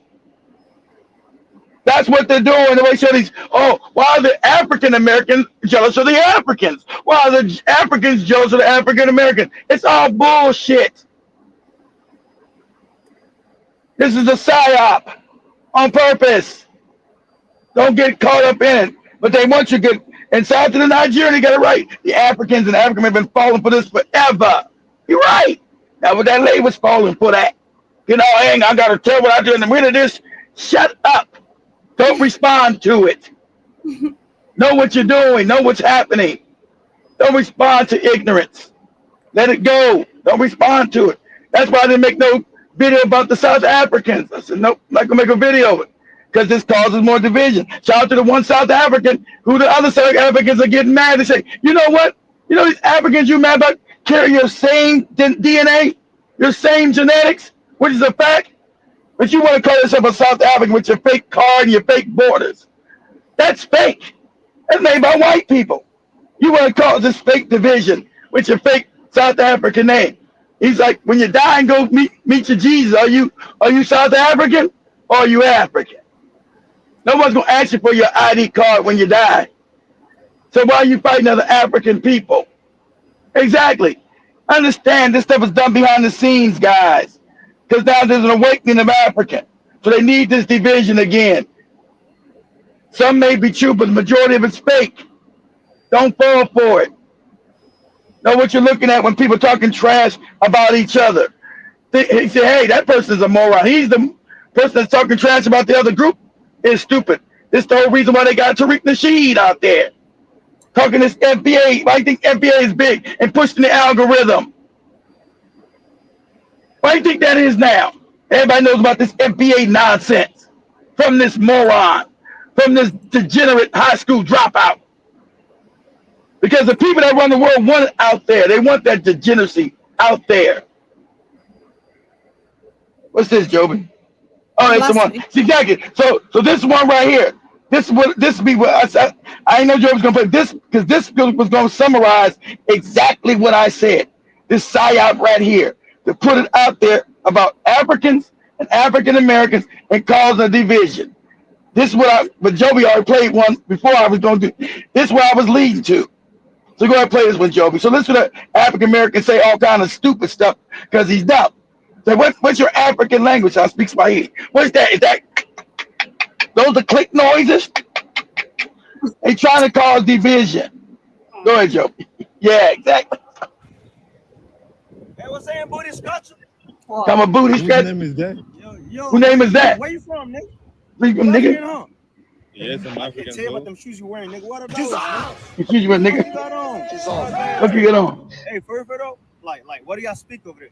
Y'all speak African? But we have Speak our own African. languages. What African? Speak that shit real quick. I speak Swahili. Nah, nigga. Speak that shit real quick. Say my name in your language. What is that? My name Darrell, nigga. Say that shit. The name is Darrell. Now, like, what do y'all be eating back home? Nigga? Like, what? How Y'all did be you eating? get here? Did you fly? That be some bullshit. Swim? Did you swim, nigga? What type of questions are you asking? You from Africa, nigga. Like, what do From you Africa, nigga. What y'all do? dancing with animals? Your pet? My lord. This Are you lion, huh? under? Yeah? Like, how do you say my name? Like, speak it real quick. Why do I have to say anything? Like, you just speak that shit, man. Come on, man. Like, what type? Like, y'all be eating rice too? Like the normal rice we eat? Of course it is. Nah, nigga, y'all probably be eating some bullshit, man. Speak your language real quick, man. How do you say hi? The same way you just said it. That is crazy. That is All right, crazy. nigga, yeah, you be good though. Change your drink though. You got some water nose on, nigga. See, so understand what this is. This is division on purpose. This to say, you know, that this dumbass African American didn't know shit about. What are you speaking African? What is that? What are you talking about? Speak Swahili. Oh, you speak click noises? What are you talking about? Those the Bushmen down in Congo and also some parts of Southern Africa. What are you talking about? I mean, but this is the cause they go, Joe, what now? I'd say personally, I do understand when I see most of the Africans responded. Like personally, you saw me react on the video I was sharing yesterday of that lady, because it's like, what the hell? What do you mean?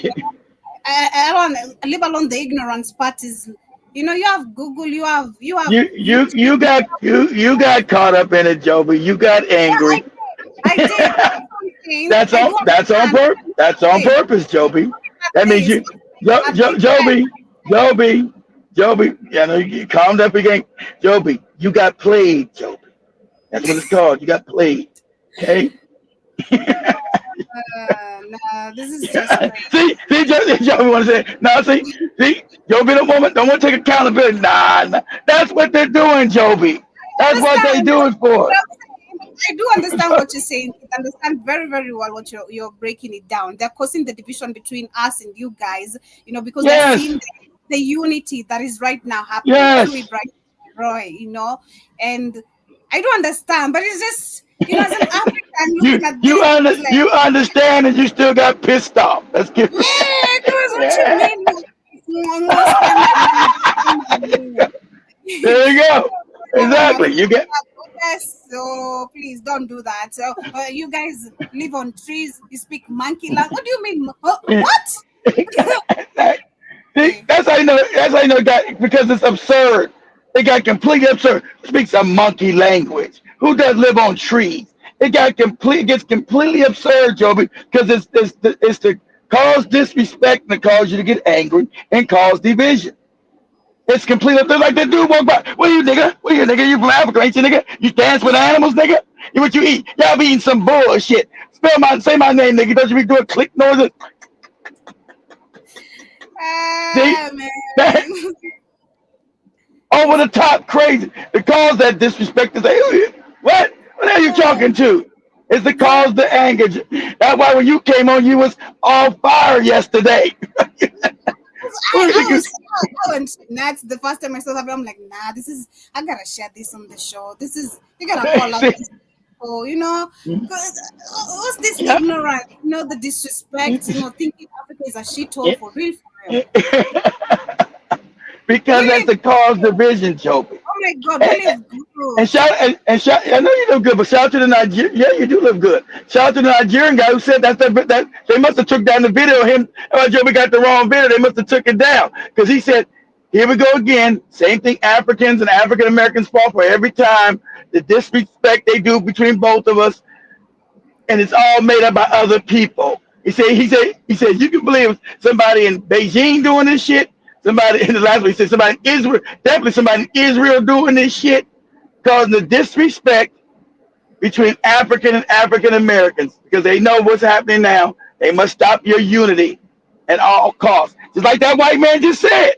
That white man said, if these Africans get their shit back, Europe goes broke. We implode, Joby.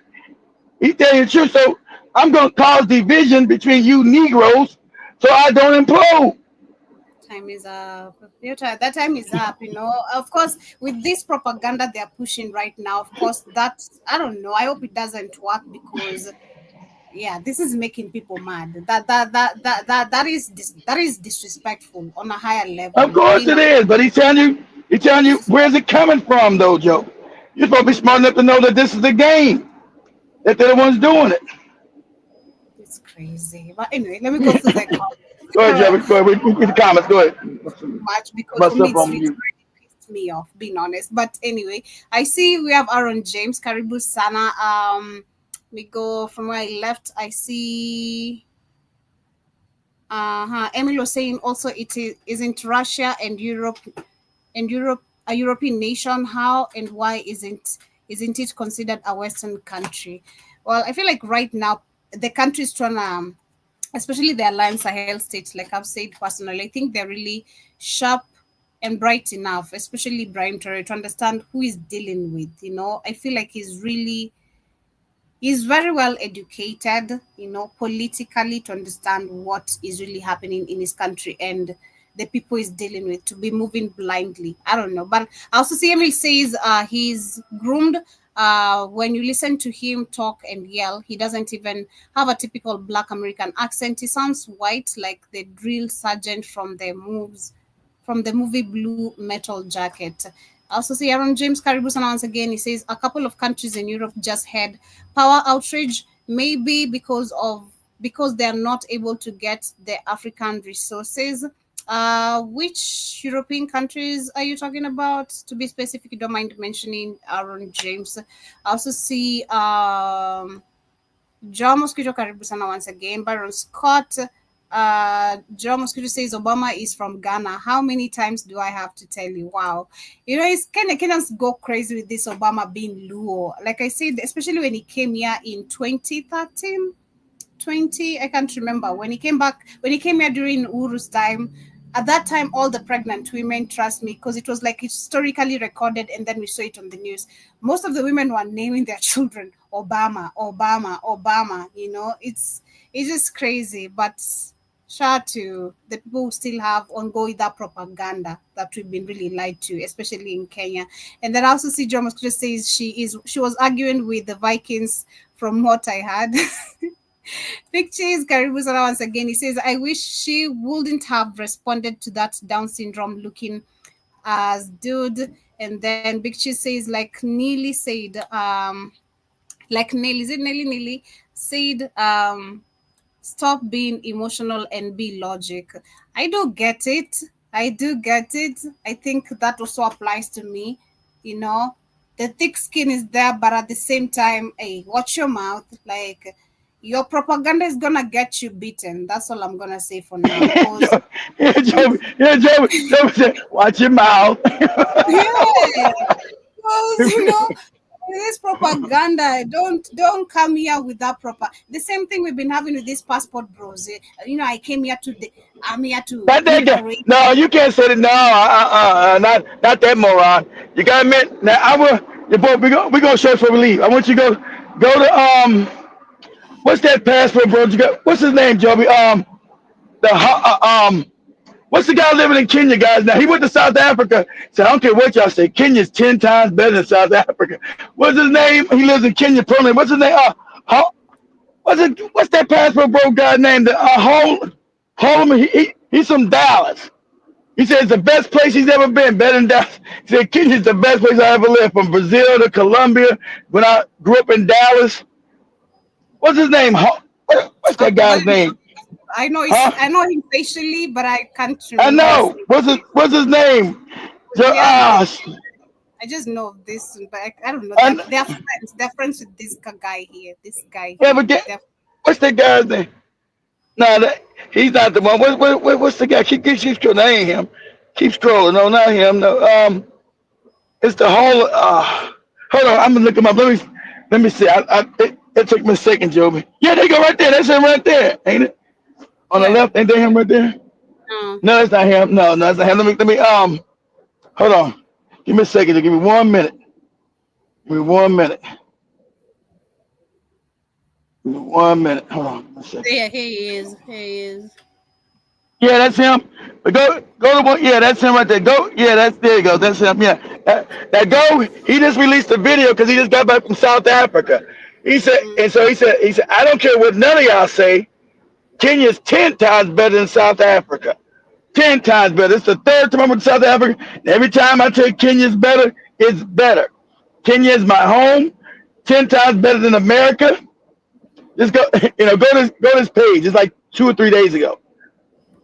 He just got back from South Africa. On YouTube.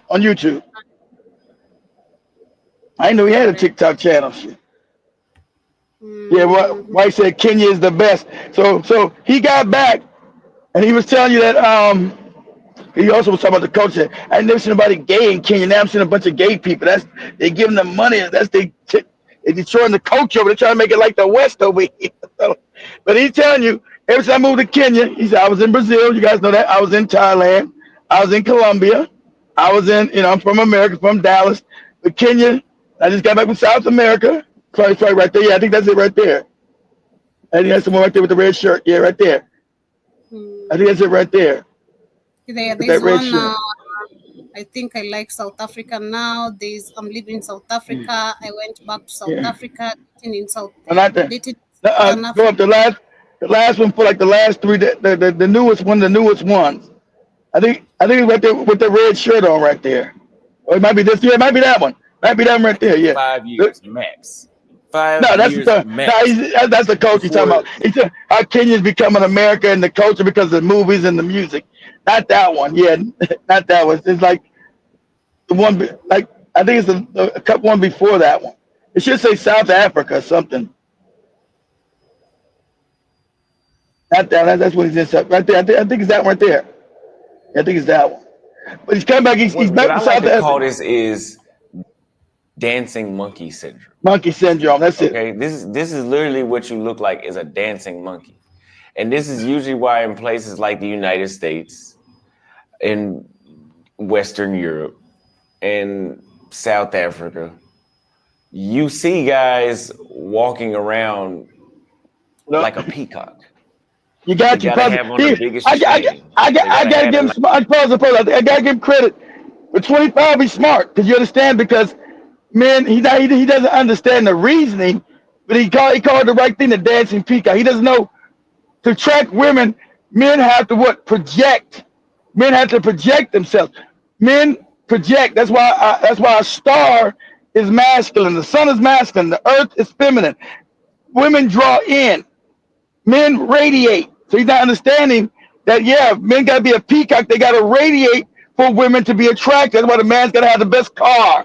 He's got to have the shiniest suit on, dress the best to get the women. That's the radiation. You understand male and female culture. I mean, male and female energy. Go ahead, Joby. What you say, Joby? You gotta send money. Yeah, well, now you got to spend money. You know about the money too, but I ain't giving you no damn money. You can kick rocks with the money shit. My mouthpiece, Joby, will make you come out your my mouthpiece will make you come out your panties. Not no money. If you don't have a nice car, you have money. Exactly, I know exactly. But still, I'm saying he doesn't really have a really good mouthpiece. He's more what they call an incel. Women have always he's mad if women don't give him attention. So. And Kenya's got a lot of attention. So, yeah, he's one of the guys, he's mad because, the South African women, they weren't giving him no attention. When he got to Mozambique, he liked Mozambique. Said, oh, man, this could be my second home. He's like, but the women wouldn't give his ass no attention. He's mad. So he's upset when women don't give him attention because he's really not a good conversationalist. But I will give him credit. He talk about all these women that are now becoming like the West, looking at these soap opera TV shows, all these dramas like the Housewives of Nairobi and all this old Western shit. I tell them to get out of my apartment immediately. Me too, brother. I got you with that. If they on that bullshit, they got to go. But anyway, he is saying he is drawing comparison between South Africa and Kenya. He said Kenya's 10 times better than South Africa to me. I don't care how developed South Africa is. It's just 10 times better for me. Go ahead, Joey. You'll come to Kenya. You're hard. Yeah. Yeah. He said. Nicest car, no sense, okay? I'm just saying. They gotta have the biggest. He said he wouldn't go back to America. They gotta roll up with the speakers blasting all out. Yeah, I love him. He loves. See, he's only 24. I did this before he was even born. I did have to have the speakers loud. I did have to have the nicest car. What is it? Spikes on the shoes. Everything is a flex, and everything is kind of very just superficial to gain attention. It is. That's what it got. But here's what's crazy to me. These dudes do this, right? In places like Southern Africa and the United States. And they get all this peacock stuff on. They look like this walking billboard. And they still don't live with the woman. Women pay them no mind. That's what I think is fucking. They pay him attention. They just don't got no mouthpiece. I learned at a young age most men are scared of women. And that was my goal. I was like, damn, they scared of women. Me, I'm funny. Women like funny men. I'm funny and I'm smart. So women were always easy for me. I was like, hell yeah. But you're right. I still had to have a nice car because I was funny and bold. Girl told me, Keith, you ain't got no car. I was like, what? Somebody said, I'm not eating your jokes. I'm not flexing on your jokes like Joby said she's not flexing on your jokes. My man has a car. You see, my man came to pick me up. You know, my man. Yeah, to see when I was 16 before I turned into Big Cheese, the goddamn jokes weren't working. The jokes weren't working. I said, girl, I'm funny. I'm good looking. Well, that's gonna be. You ain't got no money and you ain't got no car. That's what she told me in my face. I said, I'm just 16. That's right. And then her boyfriend drove up in his nice car. He was a grown man. I said, how old is this dude? He said, why are you worried about it? You got it. I said, how old is this? I said, your parents know you out with a whole grown man? he's like 25. I said, what? Your parents allow you to go out with a 25-year-old grown man? I said, wow, this shit's illegal. So that's why I succumbed to doing Big Cheese's dirty work. My damn sister gave me the hookup in LA. Next I know, I was out there selling drugs. I had to get me a nice car. And then I could give her the gas face. Ooh, Keith, you got a nice car. That's right. Get your ass out of here. Now she was doing the Joby, and she was fine, pretty like Joby. So what? Now I had to get some revenge for her disrespecting me. for making a laugh and stalking me, Joby. Now I did have a car. I don't give a shit. I know. They know because women are always gonna have another Negro waiting by. Pretty women, like a Joby, like a Joby, Shamani, they're always gonna have another Negro in their DM. Always. Exactly. That is true. I mean, the truth. All right.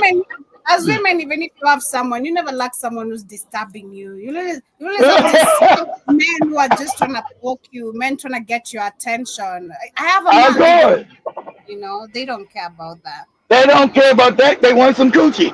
Exactly. They don't care about you got a man. Exactly. So women always got another man on standby somewhere. They always got another penis waiting in line to do something.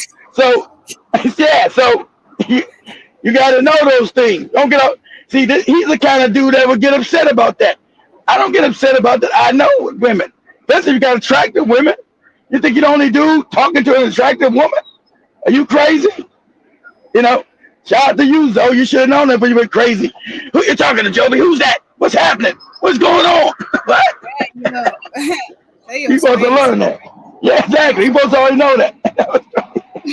Sorry, Joby. Now that I am in Maputo, Mozambique, my second Southern African country. Okay, he's in Maputo right there.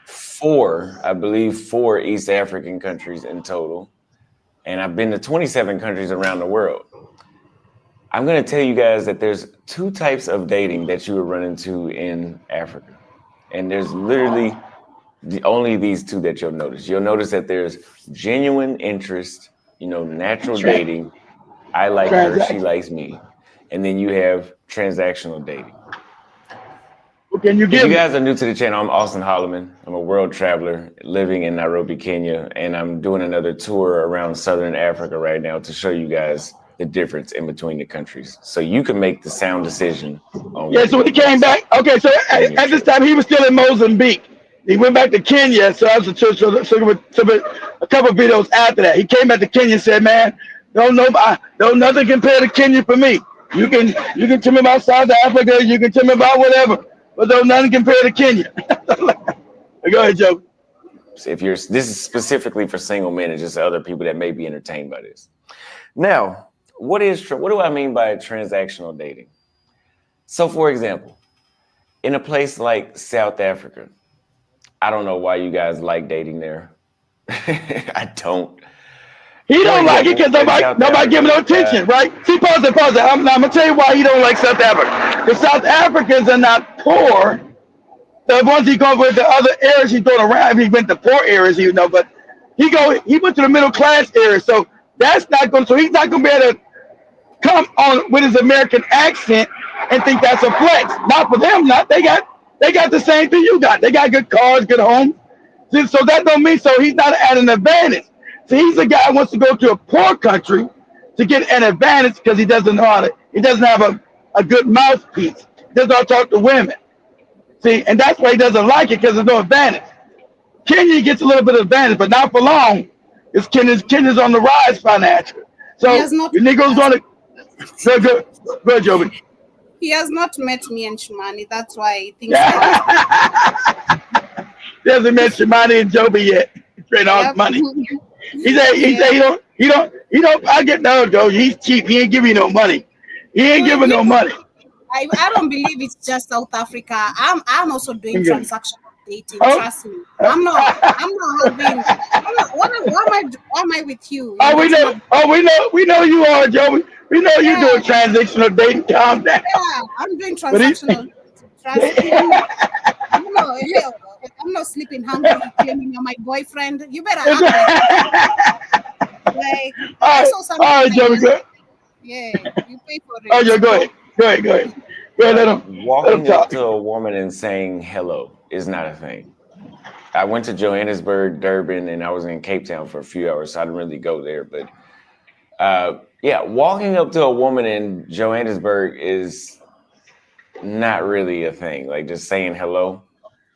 So in those types of places, it seems that there's like a big trick culture where dudes are approaching from a materialistic, not so much about you actually being interested in me, is about a blowing money contest and who can blow the most funds just to get you to acknowledge the fact that I'm in the room. What's an example of this?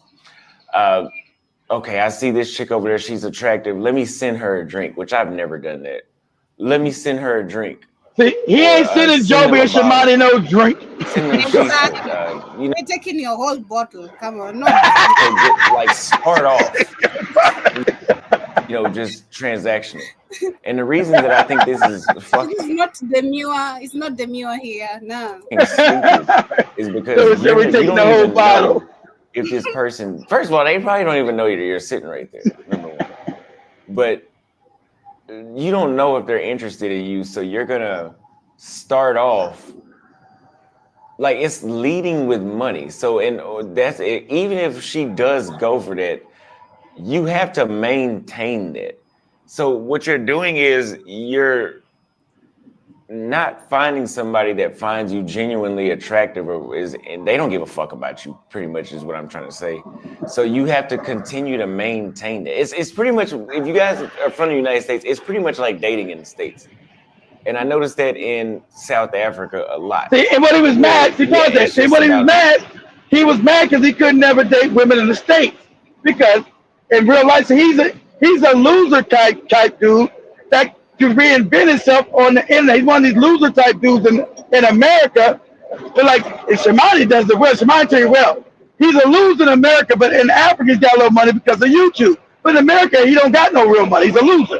So that's why he would go, that's why these passport bros left America. Because they can never get American women to take them seriously. They would laugh and clown them because they never have any money. And that's why they would get mad. Me, I never had no problem dating in America. So I never, even though I do believe, that the women outside of America are better now, but I never left America to go dating because I could always get, coochie in America. I never had that problem. These guys left America because they could never get, women never took him. See, in Africa, he can now be somebody. Shout out to Shumani, she said this right. He can be somebody down there. In America, no woman gave him a time of day or took him seriously. They laughed in his face and said, boy, go away. Get your ass out of here. Because you can tell he's kind of weak. He's got a weak personality. And in America, a black woman eat your ass up if you're weak. They get rid of your ass quick. They spell the weakness on you. Go ahead, Joe. Me too. Yeah. You going. Who has the biggest bang with the wallet? And yeah, that's cool, but I mean, you might as well just like hire a prostitute if that's the mentality you have, because you're gonna have to maintain it. So transactional dating is pretty much just all about finances, nothing else. Now, in Maputo, I noticed something similar. It's when the chick got above about a 7, it seemed that, yeah, they kind of had that same little South African vibe to them where you have to pretty much splurge on me for me to even fucking acknowledge you. You know, and that's what I like to call this is... Pause it. I've been around the world, and my experience with women is different from him. Hey, women buy me cars and shit. Different country. What he's saying is completely because he's weak. These women don't want to fuck with him because he's weak, not because they just expect money from him. Women go with what they like. If a woman likes you, that's saying she will forego all the money, but she will put up with you not spending all your last dime because she likes you. You haven't made no connection with none of these women. That's what you're saying. That's you. You can't blame the woman. That's you. And that's what these dudes do. They blame the woman for not making a connection. You didn't make the connection with that woman. That's your fault, not hers. You're approaching her. Go ahead, Joey. I'm going to play a few minutes, then we go through the comments. I'll share the rest of the link, or you guys can check the video on Go ahead, Joey. Go ahead, Joey. Share the comments. We don't got to hit them on him. Okay. All right. Yeah. You know, I also don't know what people expect. You come to Africa thinking people are dumb. I don't know. Yeah. I don't understand. Just don't understand. Man, don't come to me thinking I'm stupid. Me, I'll bust your brains. Don't tolerate me. Just keep it pushing or stick to your zone. Like, you know, stick to your lane. Just stick to your lane. But the comments very quickly. I see. Sorry, Zoe, if you're listening. I know you. I'm sorry, Zoe. Joby got your pockets. I thought she couldn't get your pockets. I swear to God, not my bad. Yeah. Dr. Joe Mosquito says diaspora was on TikTok be like my village sandals. Are better than your dance. Crazy. Shout out to Big Cheese says you're 100% correct. Keith, as usual, we need to stop responding to it. I've been guilty of it in the past, myself being triggered. Well, you see, Big Cheese, I'm not the only one. You said I was also triggered. I've been triggered. I've been triggered too, Joey. I'm not. It happens. I've been triggered. And it calm down. Hold on, God damn it. Right. I was triggered. You see how I was triggered? I went on that rant, my South African rant a couple of weeks ago. You remember that? Yep. Oh yeah. Big Chase says you're going to start sending more and more of these triggering videos. I fell for them last year, and I also see Big Chase says Keith's line is not Angolian, he's Nigerian and Jamaican. That's what's up. And also see 10 Speed Karibu Sana, nice to see you. John Chris says he's been saying last year in an interview in Nairobi how much he loves Kenya. Yeah, I shared that on my show. He gave his experience of staying here. Actually, there were 3 of them. They give their experiences of being in Kenya. They give their views on literally meeting different people, the culture and all that. I think I shared that in a show of ours. And I also see John Mosquito says, I just hope he's saying shillings now. I told you. Anyway, I told you guys, get your passports next year. Get your passports, guys. Get your passports. That's all I got to say. Go ahead, Joe. Get your passport. Shout out on Sankemon, Karibu Sana. Nice to see you.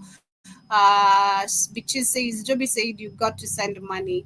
Yeah, you got to send money. Like, nah, you know, leave women alone if you don't have money. That's all I'll say, okay? Don't try to keep a woman. Don't try to be, you know, especially if you try act like, you know, I can do all that and then you don't do it. Please get out of my face. Get out of my face, because I'll talk. I'm rude, all right? I'm just to remind you, I'm rude. I'll get rid of you for sending me even $10. Like, what do you mean? I'm not that needy. Like, We know you'll get rid of somebody for $10. We know, Joby. We know you'll get rid of somebody for $10. Yes, We you know. don't know $50. You think you've done so much for my life. No, you're doing nothing. Do better. That's what you can do. I also see Ansankenon says that. God damn, I'm not reading that. Victor says Austin has to get his bankroll up. He's hating on the dudes with money. Exactly. It's always dudes who are broke always hating on people who are capable. You know, like keep off. He don't have the money. That's why he don't have any money. So he think he ain't gonna spend no money. So he got a little YouTube money. So hell, still living good in Kenya, so he can be all right. No, but he's not gonna be like flexing on no women. He's got YouTube money. He don't got no real money. But I'm happy for the brother. They'll live in Kenya. Shit, motherfucker, when I get to Kenya, I'm telling y'all, I'm gonna live like a king over that motherfucker. But I'm not gonna be with no women either. You women kick rocks.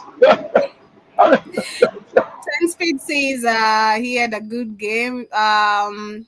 He says that's how I was head and that's how I had and money, but I had the good. I think you meant you didn't have much money, but your game was good. I don't know if that's what you meant. Exactly, Ten Speed. If you got good game. If you got a good game, get a woman. You got to see, like Joby. You got to fool her, Joby. You got to, Joby. Why you got to trick it? Because I got to trick you out of them underwear. That's why. So you got to trick them because you don't got the money, and they really want the money, but you got, you got to finesse their ass a little bit. Exactly. At least do some few tricks. You don't have to do a bigger trick. But trick me, exactly. Trick me. Make me believe you're capable, so I can get down. But you acting like a bozo and you expect me to. Nah, you maintain your bozo in your zone. And Sankero said Seppo done spoiled them South African women. Shout out to Seppo. Also see. And Sakura says, Shmani is getting that bag. Money is in her name. Exactly. Mine is Eden, but don't play with me. I see Temple's in the chat room. No. It's Ansankenon mentioning here. Okay, go ahead. Yeah, Shimani's getting the money, but I don't know. Shimani's getting the money like she used to. Shimani's getting too much weight for me. Good luck with that. Big Cheese says that the passport dudes are always looking for the women, then get angry when women have what exactly, Exactly. Hey, like why are you getting mad? No, it doesn't work like that. John Moscow says, to be honest, it's not easy speaking to women nowadays, especially after COVID. So we should cut in some stuff, lol. I don't know. No, it's not. You're right. In England, you're right. But I don't know, man. Depends. It does depend where Joey's right about that. Depends where to. England and America. I'm a little harder, but like I said, I'm a wordsmith. I like conning women. I don't do it no more now. Don't get me wrong. I'm a good guy now, but I don't want to be wrapped up in none of that bad energy no more, because it'll come back on you. But man, all you gotta do is listen to a woman, listen to her likes, right? Let her talk. You shut up. Women like to talk anyway. You shut up and listen to her. Let her talk. And she'll give her everything you need to know. And then you focus on those things. Once you give away everything she likes that she likes, you do those things for her. Exactly. They might not be expensive. And then, but then when you get the coochie, you might gotta go, because then the money gonna come. Say, okay, that's enough of that. Where the money at? You're wasting my time. That bag is gonna run still. You're gonna run that bag. Or run away. You better run away or run that bag. You see, as we wind up, I see Big Cheese says Austin is a broadcast dude. That's why he's he's He is. pissed. That's it. Exactly right, Big Chief. He's a broke ass dude. That's why he's so angry. Exactly. And since he doesn't really understand women, how to talk to him, he thought he was gonna go to poor countries, and that was gonna give him some clout over women. And when he found out it didn't, that's why he gets angry when he went to Brazil. Brazil is not a poor country, Austin. You keep thinking Brazil is not poor. Colombia's not poor. Even Kenya's not poor. The women have careers. The women have they're educated women. So you ain't gonna go over there, they just gonna give you their coochie. Oh, look at you, Austin. You're American, you ask, I'm gonna give you some coochie. No. What are you doing for them? And that's what he's upset about. I also think that mindset people need to get rid of is thinking giving me your money can make me literally withdraw my underwear. Yeah. Exactly. See what Joby said? You think you give your money, think you're gonna withdraw your underwear. You're right, and that never works. It's not a fair exchange. Joby's right. Because I think, Benjamin, like you said, yes, we can spill everything we want to be Lisa, and yes, you'll get me everything I want, but I'm gonna get that bag before you get that. I've played those tricks before personally, so I don't know what. I'm getting your money before you get my body, and by the time I see you running there, I'm so gone. I've benefited from you like a whole. Exactly, so, dudes. They get exactly. Shout out to Airtime. Airtime, the old Negro. She get the money and she's out the door. Don't trick me thinking I'm gonna be dumb. I'm gonna withdraw my underwears. You're the dumb one, That's all I'm gonna say. But I see, I'm gonna say, a woman will give you all her money if you can make her feel. Even Joby and Shmani. Yeah, but I don't mind spending on my man personally. I really don't mind. If someone tricks literally on me, I don't mind looking back. I don't mind. It's a good feeling actually when you have the ability of also giving back to your man. Personally, I always feel, being able to. I get Joby that credit. She always says that. So yeah. So I also see, and Sankanon says Joby turned them pockets inside out. I almost, it is the jealousy hit the rock, so I couldn't do all that, but it is it is what it is. But anyway, we're coming to the end of today's conversation. Let's love family. To those comments that I've left, I don't know if I've left any comments. I see Emil says, I think when I'm done with my service, I'll move to Thailand or Japan. Philippines is beautiful, but I don't want to live in some small island. So probably go to Thailand. Thailand is nice, Emil. Thailand is really nice. You guys live in a small island like the Philippines.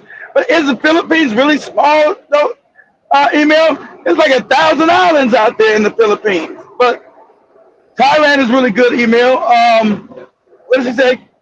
Philippines not bad, but yeah, Thailand probably be your best bet. It's nice, developed, cost of living is cheap. You can still enjoy your life.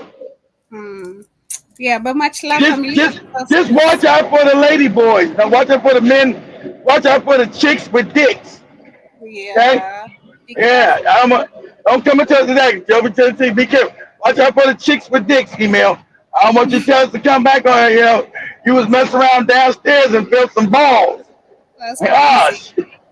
I know. But it happens, Joby. It happens. A beautiful day. Hope you guys have enjoyed the show. It's been a good conversation. Much love, family. Winding up with that, that dude. Shout out to him. He can do better than just, buying a drink. You can offer more than a drink. He ain't buying no drink, he told you. He said he only do that. So he ain't buying a drink, Joby. I disrespect anyone who literally even off. We were even saying that today with Shmani on our show. Like the first turn off a man can ever turn you off is, can I take you to the club? Can I buy you a drink? Do I just look like a drunkard to you?